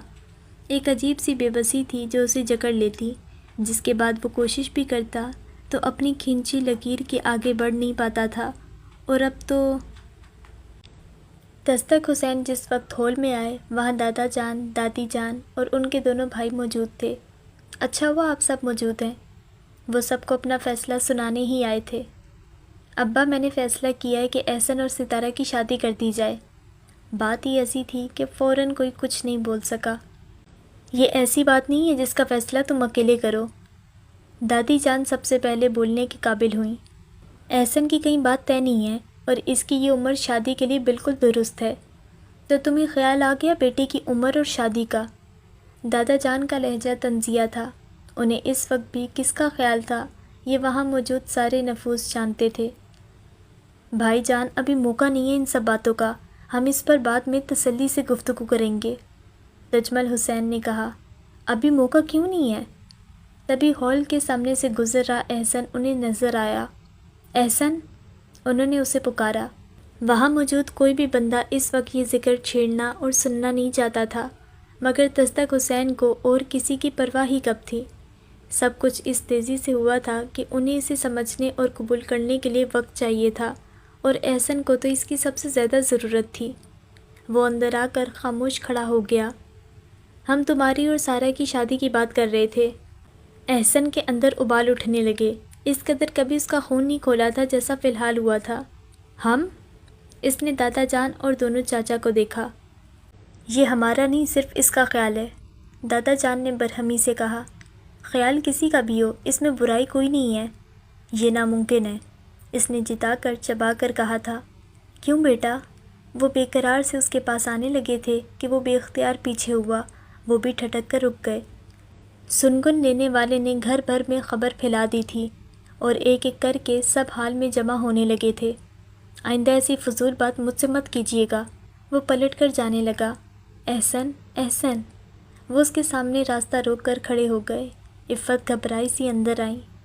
تم کیوں انکار کر رہے ہو؟ میں نے کہا مجھ سے یہ بات نہ کریں۔ اس بار اس کا لہجہ بدتمیز سا تھا۔ لیکن کیوں؟ اس میں غلط کیا ہے؟ کسی سے تو تمہیں شادی کرنا ہے، ستارہ سے کیوں نہیں؟ عفت کو کبھی اپنا شوہر اتنا شفاق نہیں لگا جتنا اس وقت محسوس ہوا تھا، بے حس اور شفاق۔ مجھ سے کیوں کا جواب نہ پوچھیں، آپ سے برداشت نہیں ہوگا۔ میں نے اس سے پہلے تمہاری کسی بات پر اعتراض کیا، نہ کسی معاملے میں اپنی مرضی تھوپی ہے۔ آج پہلی بار تم سے کچھ مانگا ہے بیٹا۔ ہاں ہاں ہاں، وہ سر اونچا کر کے ہنسنے لگا۔ آج آپ کو یاد آیا آپ کی اولاد ہے، جس پر آپ حق رکھتے ہیں، اس سے مانگ سکتے ہیں۔ اولاد کی بات پر اعتراض نہ کرنا اور اپنی مرضی نہ تھوپنا آپ کے نزدیک اچھے باپ ہونے کی سند ہے، تو آپ سراسر غلط ہیں۔ اس کا ضبط ٹوٹ گیا تھا۔ بچوں سے زیادہ تجربہ مشاہدہ والدین کا ہوتا ہے۔ وہ فیصلوں میں اولاد کی رہنمائی اور کبھی کبھی مداخلت کر سکتے ہیں، تاکہ وہ درست راہ کا انتخاب کریں۔ انہیں ان کے حال پر چھوڑ دینا کوئی کمال نہیں بلکہ لاپرواہی اور اپنی ذمہ داریوں سے چشم پوشی ہے۔ اب آپ ان سب باتوں کو اپنے حق میں دلائل کے طور پر استعمال نہ کریں۔ جس بات کو اپنی خوبی بتا کر آپ مجھ سے اس کام کی توقع کر رہے ہیں، میرے نزدیک وہ آپ کی سب سے بڑی خامی اور غلطی ہے۔ احسن، مجھے تمہاری ساری باتیں قبول ہیں، میں اپنی ساری کوتاہیاں اور غلطیاں مانتا ہوں، بس تم اس سے انکار نہ کرو۔ اس یتیم بچی کا ایک پل میں وہ سب مان گئے اور احسن کو لگا وہ کچھ کر بیٹھے گا۔ ابا، اس نے بہت ضبط کیا تھا، پھر بھی غصہ چھپا نہیں سکا۔ وہ بری طرح جھنجھلایا ہوا تھا۔ آپ جو کوتاہیاں اور غلطیاں تسلیم کر رہے ہیں، ذرا گنوائیں مجھے۔ نہیں کر سکتے، کیوں؟ کیونکہ آپ کو وہ بھی معلوم نہیں ہے کہ آپ کو اب بھی ہماری فکر نہیں ہے۔ میں مان جاؤں اس لیے آپ نے کہہ دیا، اور یہ صرف افسوس اور دکھ کی بات نہیں بلکہ غیرت اور شرم سے ڈوب مرنے کا مقام ہے کہ آپ کو اب بھی ان کی بیٹی کی فکر ہے۔ محبت دوسروں کا احساس کرنا اور دنیا کی ساری محبتوں کی قدر سکھاتی ہے۔ جو محبت دوسری ساری محبتوں سے منہ موڑنا سکھائے، اپنے علاوہ باقی رشتوں کے لیے بے حس کر دے، وہ محض خود غرضی ہے۔ آپ اسے کتنا بھی شاعرانہ اور ماروی نام دیں، یہ صرف خود غرضی ہے، اور آپ کی محبت، آپ کا عشق بھی صرف خود غرضی ہے۔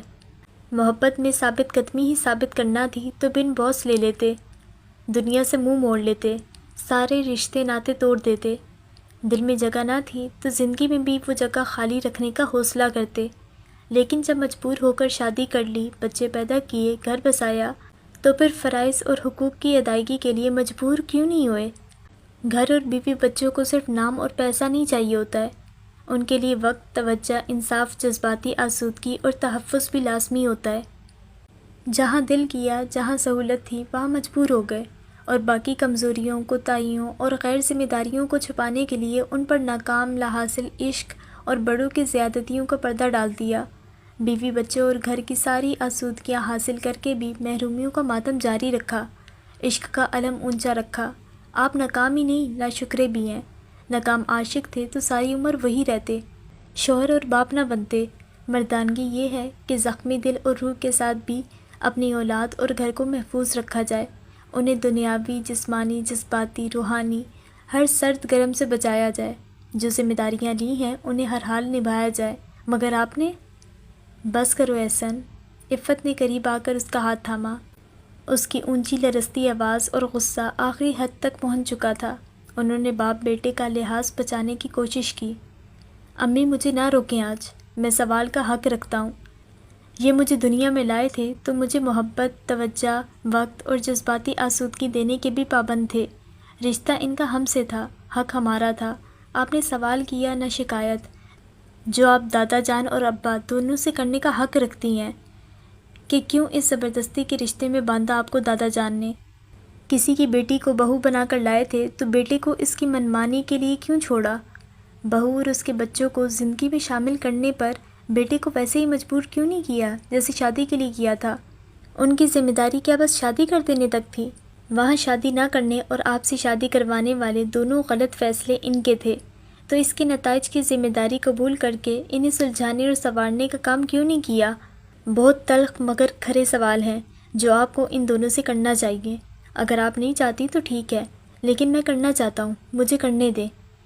وہ ماں کا ہاتھ ہٹا کر پھر تصدق حسین کی سمت دیکھنے لگا، جن کے لیے آج زمین پر محشر کھلا تھا۔ دادا جان اور دادی جان دونوں کی آنکھیں برسنے لگی تھیں۔ دراصل قربانی، برداشت اور وفا کی کہانی تو امی کی ہونی چاہیے، آپ کی نہیں۔ آپ کو لگتا ہے حشر میں سوال محبت کے وعدوں کا ہوگا تو کیا ذمہ داریوں اور فرائض کا نہیں ہوگا؟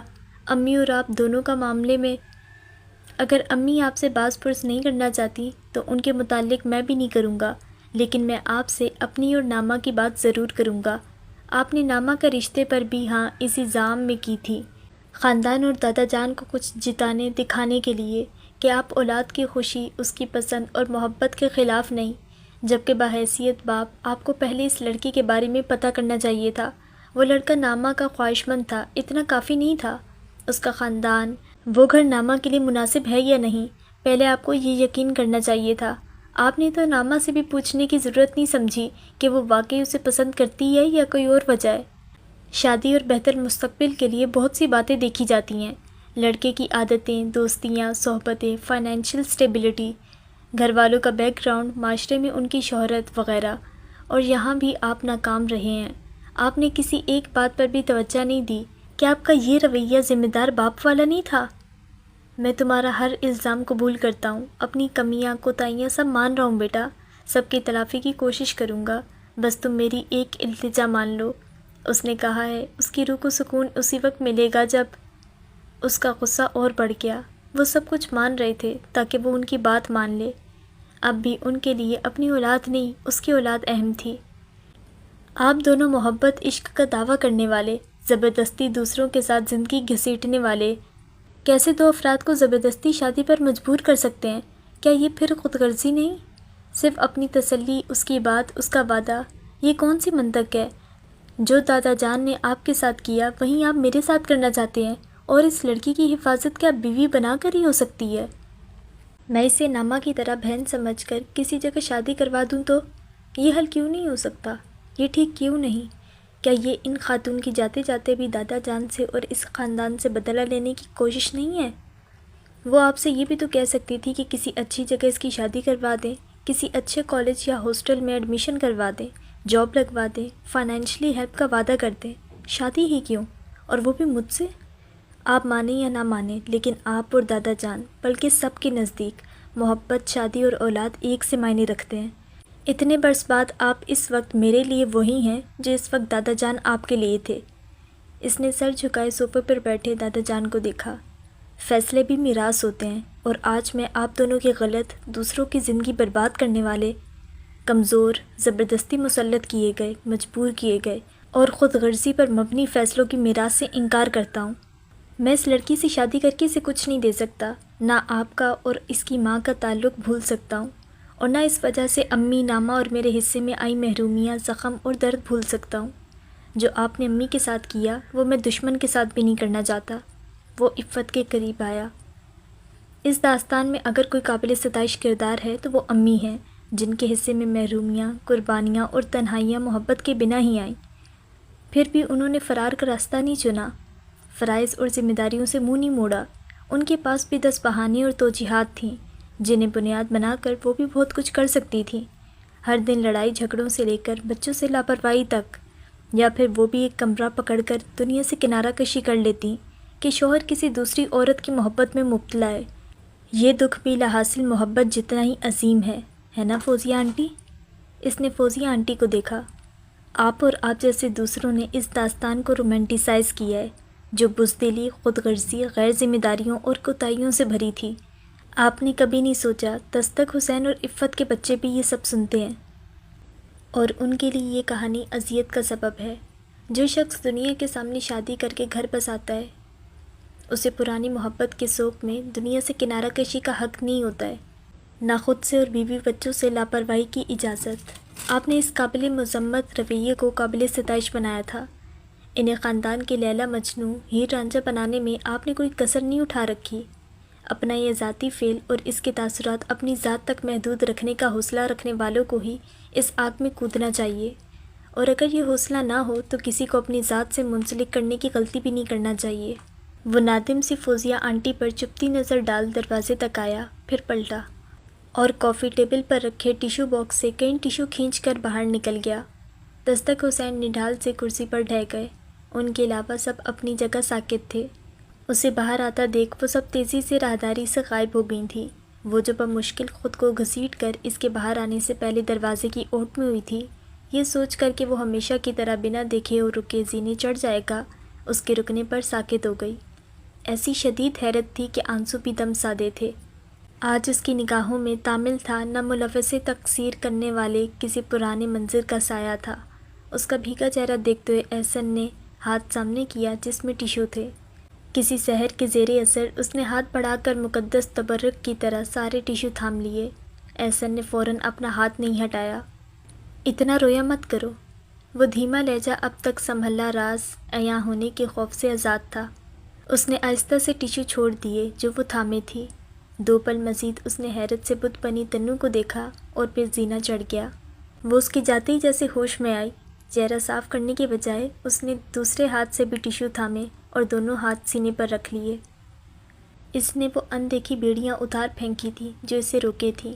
وہ اب جان پایا تھا باپ کی کہانی نہیں، باپ کے دل میں جمع شکایتیں اور غصہ اس کی زندگی کی جمود کی وجہ تھا۔ باپ اور دنیا کی منافقت اپنے اپنے طور پر غلط رویوں اور طریقوں کو بہت معتبر اور عظیم قربانی بنا دینے کا غصہ اور دکھ تھا، جو اسے اپنے جذبات قبول کر لینے کے باوجود اظہار کرنے سے روکے تھا۔ یہ بوجھ ہی تھا جسے اتارے بنا وہ آگے بڑھ نہیں پا رہا تھا۔ کسی اور کو اس کی زندگی میں شامل کرنے کی بات سن کر ہی اس کی خواہش بری طرح مچلی تھی۔ اس کے لاشعور میں بیٹھے مستقبل کے منظروں سے پردہ اٹھ گیا تھا اور ہر منظر میں تہنیت کی موجودگی تھی۔ اسے کسی اور کا ذکر بھی بہت ناگوار گزرا تھا۔ ان سب کے باوجود وہ محبت کو موقع نہیں دینا چاہتا تھا، مگر اب سب کچھ باہر انڈیل دینے کے بعد وہ جان پایا تھا اسے مسئلہ محبت سے تھا ہی نہیں۔ کمرے میں پہنچ کر وہ پلنگ پر بیٹھ گیا۔ پہلی بار وہ بے حد پرسکون تھا۔ ہمہ وقت ساتھ رہنے والا بالکل سا احساس اب مفقود تھا۔ 2 منٹ بھی نہیں گزرے تھے کہ عفت دستک دے کر اندر آئیں۔ امی! وہ ان کا چہرہ دیکھ کر گھبرا کر کھڑا ہوا۔ عفت کا ضبط ختم ہو گیا تھا۔ وہ بیٹے کے سینے سے لگ کر پھوٹ پھوٹ کر رو پڑی۔ اللہ نے انہیں محرومیوں کے بدلے جو انعام دیا تھا، اس سے زیادہ قیمتی اس دنیا میں کچھ نہ تھا۔ 31 برس پہلے وہ والدین کی پسند پر سر جھکانے والی بے بس عورت تھی اور 31 برس تک وہیں رہی تھی، لیکن آج ان کے بیٹے نے اس کہانی میں اپنی ماں کو عظیم بنایا تھا۔ اس سے پہلے وہ کسی کو نظر بھی نہیں آتی تھی، مگر اس نے انہیں معتبر کر دیا تھا۔ ہال میں ہوئی باتیں سب تک پہنچ گئی تھیں۔ وہاں سب کی آوازیں بہت بلند تھیں اور باقی سارا گھر دم سادے تھا، اس لیے سب نے سب سن لیا تھا، ستارہ نے بھی، لیکن اس نے ایک لفظ نہیں کہا تھا۔ شکر تھا کہ نامہ یہ سب سننے اور دیکھنے کو موجود نہیں تھی۔ مجھے آج سمجھ آیا، سارے فیمس پیار کرنے والے مطلب لیلا مجنوں ٹاپکس اس لیے مشہور ہیں کہ ان کی کوئی اولاد نہیں تھی۔ فریہ کی بات پر زویا نے اسے زور سے گھونسا رسید کیا۔ کچھ بھی اول فول نہ بکو، بس ایک اور سن لو جو کب سے مجھے پریشان کر رہا ہے، اس نے بازو سلاتے ہوئے کہا۔ زویا نے گھورا مگر رکا نہیں۔ جو بھی احسن بھائی نے کہا ہے، اس کے بعد اگر وہ ستارہ سے شادی کر کے ساری ذمہ داریاں اور فرائض خوشی خوشی نبھائیں تو یہ کتنی اچھی اینڈنگ ہوگی اس کہانی کی۔ نو بدلہ نو ڈرامہ۔ انہوں نے یہ بھی کہا کہ شادی واحد حل نہیں ہے۔ فضا نے یاد دلایا، اگر تایا ابا نے یہی وعدہ کیا ہوگا تو؟ کچھ بھی ہو، احسن بھائی شادی نہیں کریں گے۔ زویا کو یقین تھا اور اسے بھی، بالکل ویسے ہی جیسے یہ کہ وہ کبھی اس کے جذبات کی پذیرائی نہیں کرے گا، نہ ہی محبت کے آگے گھٹنے ٹیکے گا۔ احسن کی باتوں کے بعد سب اس کے اور عفت کے سامنے ایک نادم سی چپ اوڑھے تھے۔ اس کے بعد سے اسے احسن نظر نہیں آیا تھا۔ عفت کی چپ اسے بہت محسوس ہو رہی تھی۔ اب بھی وہ انہیں چائے دینے آئی تو وہ چونکی۔ چائے تائی امی؟ میں لے لیتی نا بیٹا، تم نے کیوں تکلیف کی؟ انہوں نے کپ اس کے ہاتھ سے لے لیا۔ وہ روز شام کی چائے سب کے ساتھ باہر سین میں پیتی تھی، آج وقت کا خیال ہی نہیں رہا تھا۔ اس نے کوئی جواب نہیں دیا، بس مسکرا دی۔ تمہارا ہاتھ کیسا ہے اب؟ ٹھیک ہے۔ کب تک رہے گا یہ؟ ان کا اشارہ سپلنٹ کی طرف تھا۔ 4 ہفتے کا تھا ڈاکٹر نے، ایکس رے کے بعد طے ہوگا مزید رکھنا ہے یا نہیں۔ اچھا۔ انہوں نے بغور اس کا اترا چہرہ دیکھا۔ اس کی گھر میں سب سے زیادہ دوستی نامہ سے تھی، اس کے بعد وہ اداس ہو گئی تھی۔ نامہ سے بات ہوئی تمہاری؟ جانے وہ اسے بہلا رہی تھیں یا خود کو، یا پھر وہ اس وقت سے خوفزدہ تھی جب نامہ کو ان سب کا علم ہوگا۔ میری کئی دن سے بات نہیں ہوئی اس سے۔ وہ شرمندہ سی گویا ہوئی، اپنی الجھنوں میں وہ اسے بھی بھول بیٹھی تھی۔ تائی امی؟ اسی وقت زویا دوڑتی اندر آئی۔ وہ ہال میں، اسے سمجھ نہیں آئے اس بات کو مناسب الفاظ میں کیسے کہے، پھر بھی عفت سمجھ گئیں۔ انہوں نے کپ اسے واپس تھمایا اور تیزی سے باہر نکل گئیں۔ وہ کامتے ہاتھ میں کپ سنبھالتی وہیں بیٹھ گئی۔ ایک بار پھر ہال میں وہیں گرما گرم بحث جاری تھی۔ دستک حسین اپنے والد کو مرنے والی کی باتیں یاد دلا رہے تھے۔ انہوں نے اپنی غلطیاں تسلیم کر لی تھیں۔ وہ علی الاعلان اپنی ندامت کا اظہار کر چکے تھے۔ عفت اور احسن سے معافی مانگنے کا عندیہ دے چکے تھے، مگر ستارہ اور احسن کی شادی کی ضد اب بھی وہیں تھی۔ تم بھی سمجھاؤ اسے، مجھ سے ناراضی اور شکایت کا بدلہ اس بچی سے نہ لے۔ انہوں نے عفت کو دیکھتے ہی ان سے کہا تھا۔ انہیں اس آدمی سے کوئی توقع نہیں تھی جو ساری عمر اپنی المیہ کہانی کا آخری باب نہیں لکھ سکا تھا، جس نے اپنی کمزوریوں کو کسی تمغے کی طرح سینے پر سجایا تھا، لیکن بیٹے کے دل کا حال سننے کے بعد بھی اس فرمائش پر انہیں شدید غصہ آ گیا۔ میں احسن کے ساتھ زبردستی نہیں کر سکتا دستک۔ ان کی تقریر کے بعد ایک بار پھر دادا جان نے وہی جملہ دہرایا جو وہ اس سے پہلے بھی کئی بار کہہ چکے تھے۔ ابا، اس طرح پھر میں بھی مجبور ہو جاؤں گا۔ انہوں نے گردن سیدھی کرتے ہوئے سخت لہجے میں کہا۔ کس بات کے لیے مجبور؟ سبھی کے اندر کوئی خدشہ سرسرایا تھا، مگر سوال دادا جان نے کیا۔ احسن کے سامنے ایک ایسی شرط رکھنے پر مجبور جس کے بعد وہ انکار نہ کر سکے۔ اب تک یہ باتیں اس طرح کھلے عام نہیں ہوتی تھیں، بلکہ یہ قصہ پردوں میں سرگوشیوں میں دہرایا جاتا تھا، اور بڑوں نے تو کبھی اس موضوع کو چھیڑا ہی نہیں تھا، مگر اب یہ سب ایسے کھل کر بکھرا تھا کہ سارے جھجک اور احترام ختم ہو گیا تھا۔ وہ ساری عمر باپ کے سامنے خاموش تھے۔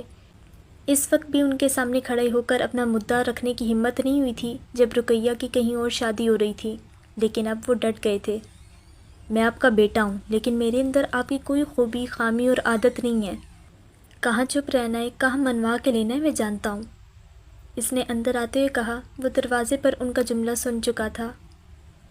آپ کیا مجھے آگ کرنے کی دھمکی دیں گے؟ تو سنیں، کوئی جائیداد نہیں بنائی ہے آپ نے۔ اب تک دادا جان کے مکان میں رہ رہے ہیں، اور دادا کی زندگی میں دادا ہی اپنی جائیداد کے مالک ہیں۔ مجھے آپ سے کچھ چاہیے بھی نہیں۔ مجھے گھر سے نکالیں گے، نکال دیں۔ امی کو چھوڑ دیں گے۔ کل وہ خود مجھ سے کہہ چکیں، اگر میں چاہتا ہوں تو وہ یہ گھر اور سب کچھ جس میں آپ بھی شامل ہیں چھوڑ کر میرے ساتھ الگ ہو جائیں گی۔ دستک حسین نے بے یقینی سے عفت کو دیکھا جو انہیں نہیں، اپنے بیٹے کو دیکھ رہی تھی۔ دادی جان رونے لگی تھی۔ یہ سب کیا ہو رہا تھا؟ باپ بیٹے ایک دوسرے کے سامنے تھے۔ اتنا کچھ تھا ان کے پوتے کے دل میں۔ وہ تو یہی سمجھتی رہی تھی کہ انہوں نے اپنی گھرستی کامیابی سے سنبھالی ہے۔ وہ مشکل وقت گزر چکا ہے، ان کے بچے سب خوشحال اور آسودہ ہیں، لیکن یہ سب تو بھرم ثابت ہوا تھا۔ وہ وقت کہیں گیا ہی نہیں تھا، ان کے گھر میں 32 سالوں سے ٹھہرا ہوا تھا، جبکہ دادا جان کو اب ماضی کی وہ بات بڑی معمولی لگ رہی تھی۔ کیا تھا جو وہ دستک اور رقیہ کو الگ نہ کرتے، ان کی شادی کر دیتے؟ بچے ایک دوسرے کو پسند ہی تو کرتے تھے، مگر وقت گزر گیا تھا۔ پچھتاووں کے علاوہ اب وہ درست فیصلہ کر سکتے تھے۔ دستک، تم شادی کی ضد چھوڑ دو، اس بچی کی مکمل ذمہ داری ہم اٹھائیں گے، مگر احسن کی شادی اس کی مرضی اور پسند سے ہوگی۔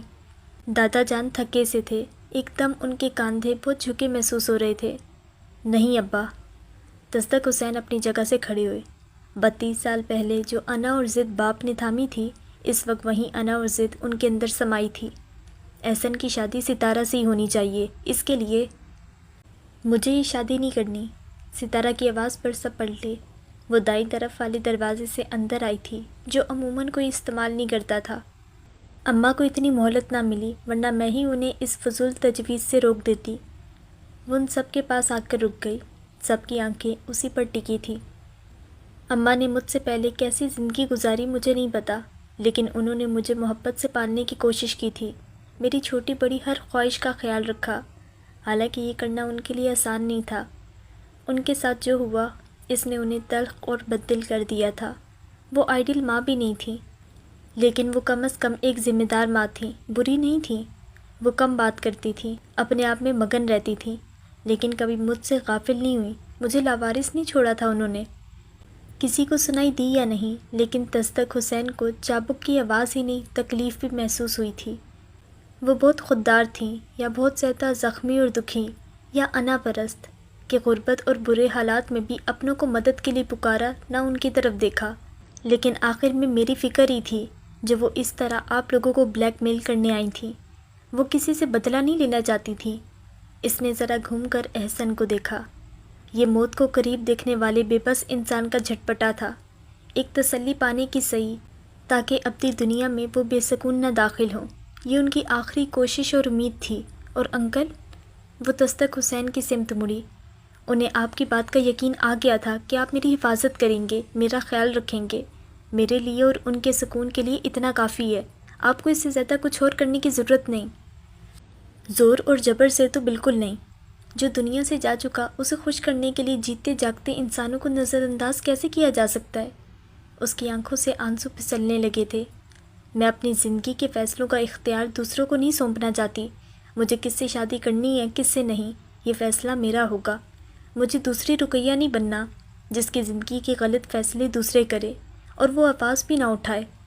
مجبوری اور شرم و حیا کے نام پر سر جھکا کر عمر بھر کا درد گلے لگا لے، قصور سے بڑھ کر سزا پر اف تک نہ کرے۔ دادا جی، وہ دادا جان کے پاس آئی۔ تنو اور زویا کی طرح اس نے انہیں دادا ہی کہا۔ آپ میرے لیے کچھ کرنا چاہتے ہیں تو اتنا کریں کہ مجھے اپنے ماموں سے اماں کا حصہ دلوا دیں، جو نانا کی جائیداد میں ان کا شرعی حق ہے، اور مجھے آگے پڑھنا ہے۔ اس معاملے میں میری رہنمائی کریں۔ اس معاملے میں آپ کو جو بھی مدد چاہیے میں حاضر ہوں۔ دادا جان کی بجائے احسن نے جواب دیا۔ ان دونوں نے ماضی کے غلط فیصلوں کی میراث آگے بڑھانے سے انکار کرتے ہوئے اپنے حق کے لیے آواز اٹھانے اور صحیح وقت پر درست فیصلوں کو اپنی میراث بنایا تھا۔ شکریہ۔ اس کے لہجے میں ستائش سی تھی۔ وہ دستک حسین کی طرف مڑی۔ یہ آپ کا امتحان نہیں ہے۔ اس وقت اماں کے نزدیک صرف میرا تحفظ اور مستقبل تھا۔ اس کا یقین حاصل کرنے کے لیے انہوں نے وہ سب کہا ہوگا۔ آپ اسے اپنی آزمائش نہ سمجھیں۔ مجھے اپنی ماں کا غلط فیصلہ منظور نہیں ہے۔ دستک حسین کے پاس کہنے کو کچھ نہیں تھا۔ تم نے دانش مندانہ فیصلہ کیا ہے، دادا جان نے کہا۔ ان کی آواز میں شکستگی تھی۔ جب تک یہ سارے معاملات طے نہیں ہوتے تم یہیں رہو گی۔ اس کے بعد تم جیسا کہو گی ویسے انتظام کر دیا جائے گا۔ بہت شکریہ دادا جی۔ اس نے ماں کے ایک مجرم کے لیے اپنا دل صاف کر لیا تھا۔ جاؤ آرام کرو، دادی جان نے کہا۔ وہ خاموشی سے راہداری والے دروازے سے باہر نکل گئی۔ ہال میں پھر ایک بار سناٹا تھا۔ کئی پل گزر گئے، کسی نے کچھ نہیں کہا۔ دستک حسین جانے لگے تھے کہ عفت کی آواز ابھری۔ مجھے کچھ کہنا ہے۔ وہ رک کر انہیں دیکھنے لگے، مگر عفت دادا جان سے مخاطب تھیں۔ انہوں نے سر کی جنبش سے کہا، کہو۔ احسن نے مجھ پر چھوڑا تھا اور مجھے احسن کے لیے تنو پسند ہے۔ ان کی بات پر احسن سمیت سب حیران ہوئے تھے۔ وہ تو چھوٹی ہے، اس سے پہلے۔ وہ پرسوچ سے رک گئے، پھر احسن کو دیکھا۔ تم کیا کہتے ہو؟ میری بھی یہی مرضی ہے، اس نے سوچ کر لفظ چنے تھے۔ جی ٹھیک ہے، جو امی کی مرضی، جیسا امی چاہیں، مجھے کوئی اعتراض نہیں، جیسا آپ مناسب سمجھے، وغیرہ وغیرہ۔ کئی جواب تھے، لیکن اسے اپنا جواب دینا تھا۔ وہ اس بات پر شرمندہ نہیں تھا۔ وہ باپ کی کہانی کی وجہ سے اپنی کہانی لکھنے اور عام کرنے پر نادم نہیں ہونا چاہتا تھا۔ محبت میں سب کا حوصلہ اور ظرف ایک سا نہیں ہوتا۔ اسے برتنے کا انداز اس کا مقام طے کرتا ہے۔ وہ اب جان پایا تھا کہ باپ کے رویے نے اسے محبت سے متنفر نہیں کیا تھا، بلکہ وہ باپ کے ظرف سے شرمندہ تھا، جس کی محبت کوتاہ اور محصور تھی۔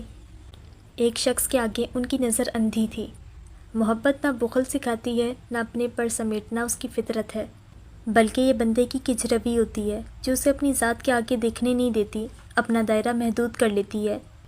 اس نے اپنے جذبات سے بچنا ضرور چاہا تھا، مگر ہار گیا تھا۔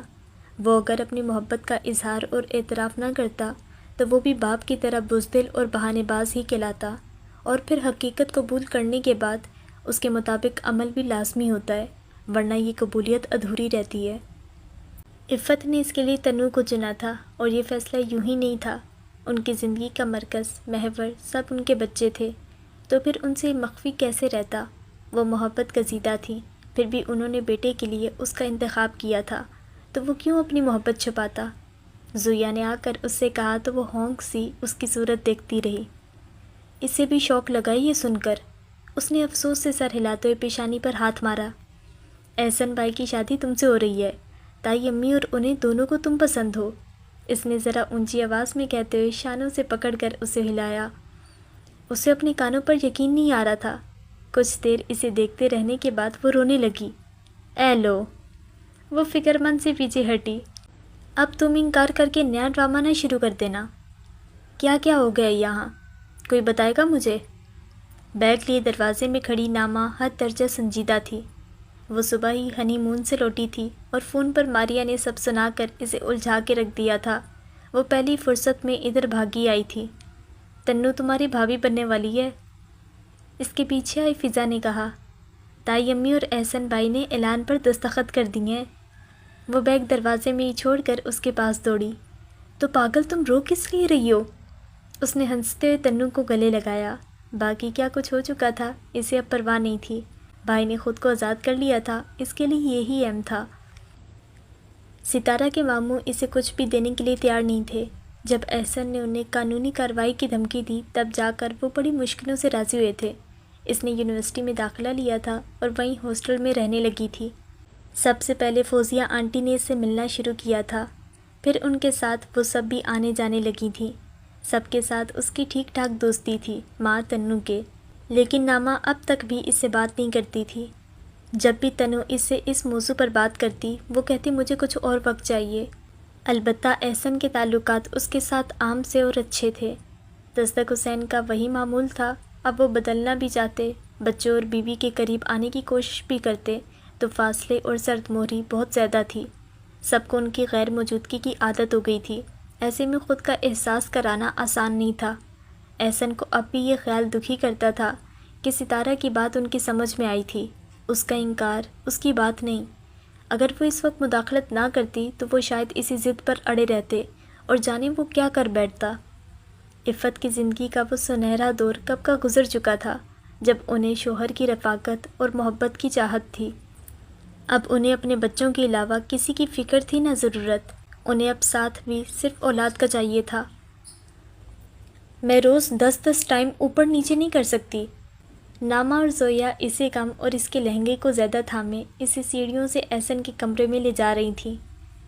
صبح ایک بار نیچے آؤ تو پھر شام سونے کے لیے ہی جایا کرنا، باقی کام کے لیے فجو بازی ہے نا۔ نامہ نے پورے دانتوں کی نمائش کے ساتھ مشورہ پیش کیا۔ تو تم انڈائریکٹلی یہ کہنا چاہتی ہو کہ تم اب اوپر ہی رہنا پسند کرو گی؟ اور اس کے جواب سے پہلے زویا کوڑے انداز میں پوچھنے لگی تھی کہ اس نے درمیان میں ہی روک دیا۔ نہیں بہنوں، اس نے سلجھا انداز اپنایا۔ نامہ سسرال چلی گئی ہے، میں بھی ادھر پیاری ہو گئی ہوں، تو ہمارا کمرہ خالی ہو گیا ہے۔ اگر ہم اس کمرے… خبردار، وہ اب بھی میرا کمرہ ہے، میں مائکے آؤں گی تو کہاں جاؤں گی پھر؟ نامہ کے اندر اچانک نند والی چمک کود آئی۔ یہاں وہ احسن کے کمرے کے سامنے پہنچ چکی تھیں۔ تنو نے آنکھوں سے دروازے کی سمت اشارہ کیا۔ تمہیں ابھی چند گھنٹے ہوئے میری بھابھی بنے اور سازشیں شروع کر دی تم نے؟ اسے صدمہ لاحق ہوا، تبھی نیچے سیڑھیوں پر آہٹ ہوئی۔ ان تینوں نے ایک ساتھ گردن موڑی، وہاں احسن کھڑا اوپر دیکھ رہا تھا۔ اف، امی کو ذرا صبر نہیں، بھائی سے زیادہ انہیں جلدی پڑی ہے۔ نامہ بڑبڑاتی ہوئی اسے وہیں چھوڑ کر واپس زینی کے پاس آئی۔ یہاں سے آپ ہی اندر لے جائیں اسے بھائی، اور ابھی سے سمجھا دیں میں اپنا کمرہ کسی کو نہیں دوں گی، اسے ہی 10 بار اوپر نیچے کرنا پڑے گا۔ اس نے پلٹ کر زویا کا ہاتھ تھاما اور گھبرائی بوکھلائی تنو کو آنکھ مارتے ہوئے دھڑ دھڑ نیچے اتر گئی۔ ان دونوں کی دبی دبی ہنسی دور ہوتے ہوئے معدوم ہوئی، تب وہ اوپر آیا۔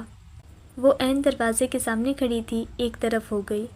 احسن نے معطر اور گلپوش کمرے کا دروازہ کھولا۔ آؤ۔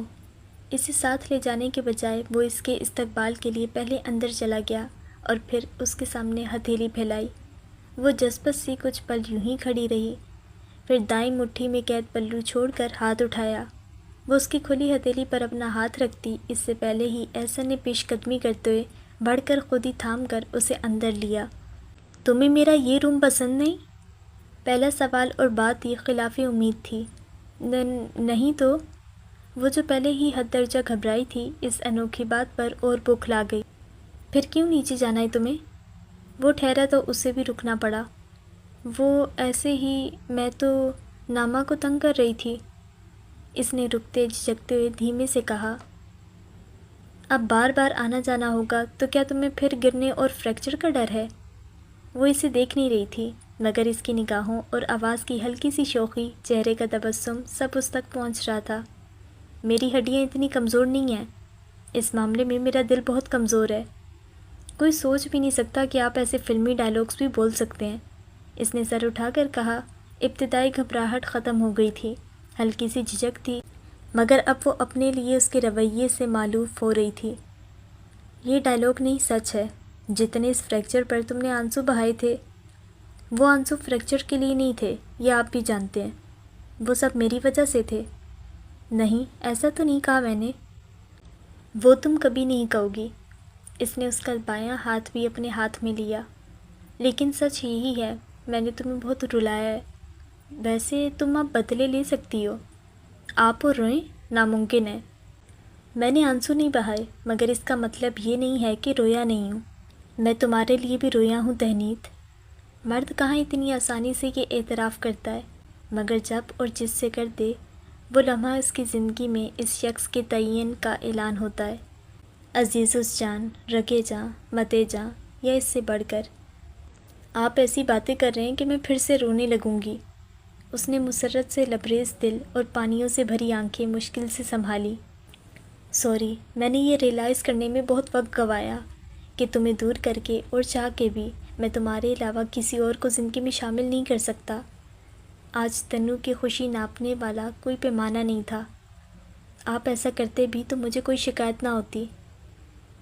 تم نے خود کو کچھ زیادہ ہی اوور اسٹیمیٹ کر لیا تھا۔ وہ دھیرے سے ہنسا۔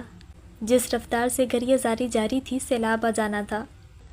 چھوڑیں، اب کیا بحث کرنا، آپ نے میرا حوصلہ دیکھنے کا موقع تو گوا دیا ہے، اس نے ناک چڑھا کر کہا، اور مجھے اپنی اس نااہلی پر فخر ہے۔ دایاں ہاتھ اس کے ہاتھ سمیت سینے پر رکھ کر وہ ذرا سا جھکا۔ وہ ہنس پڑی۔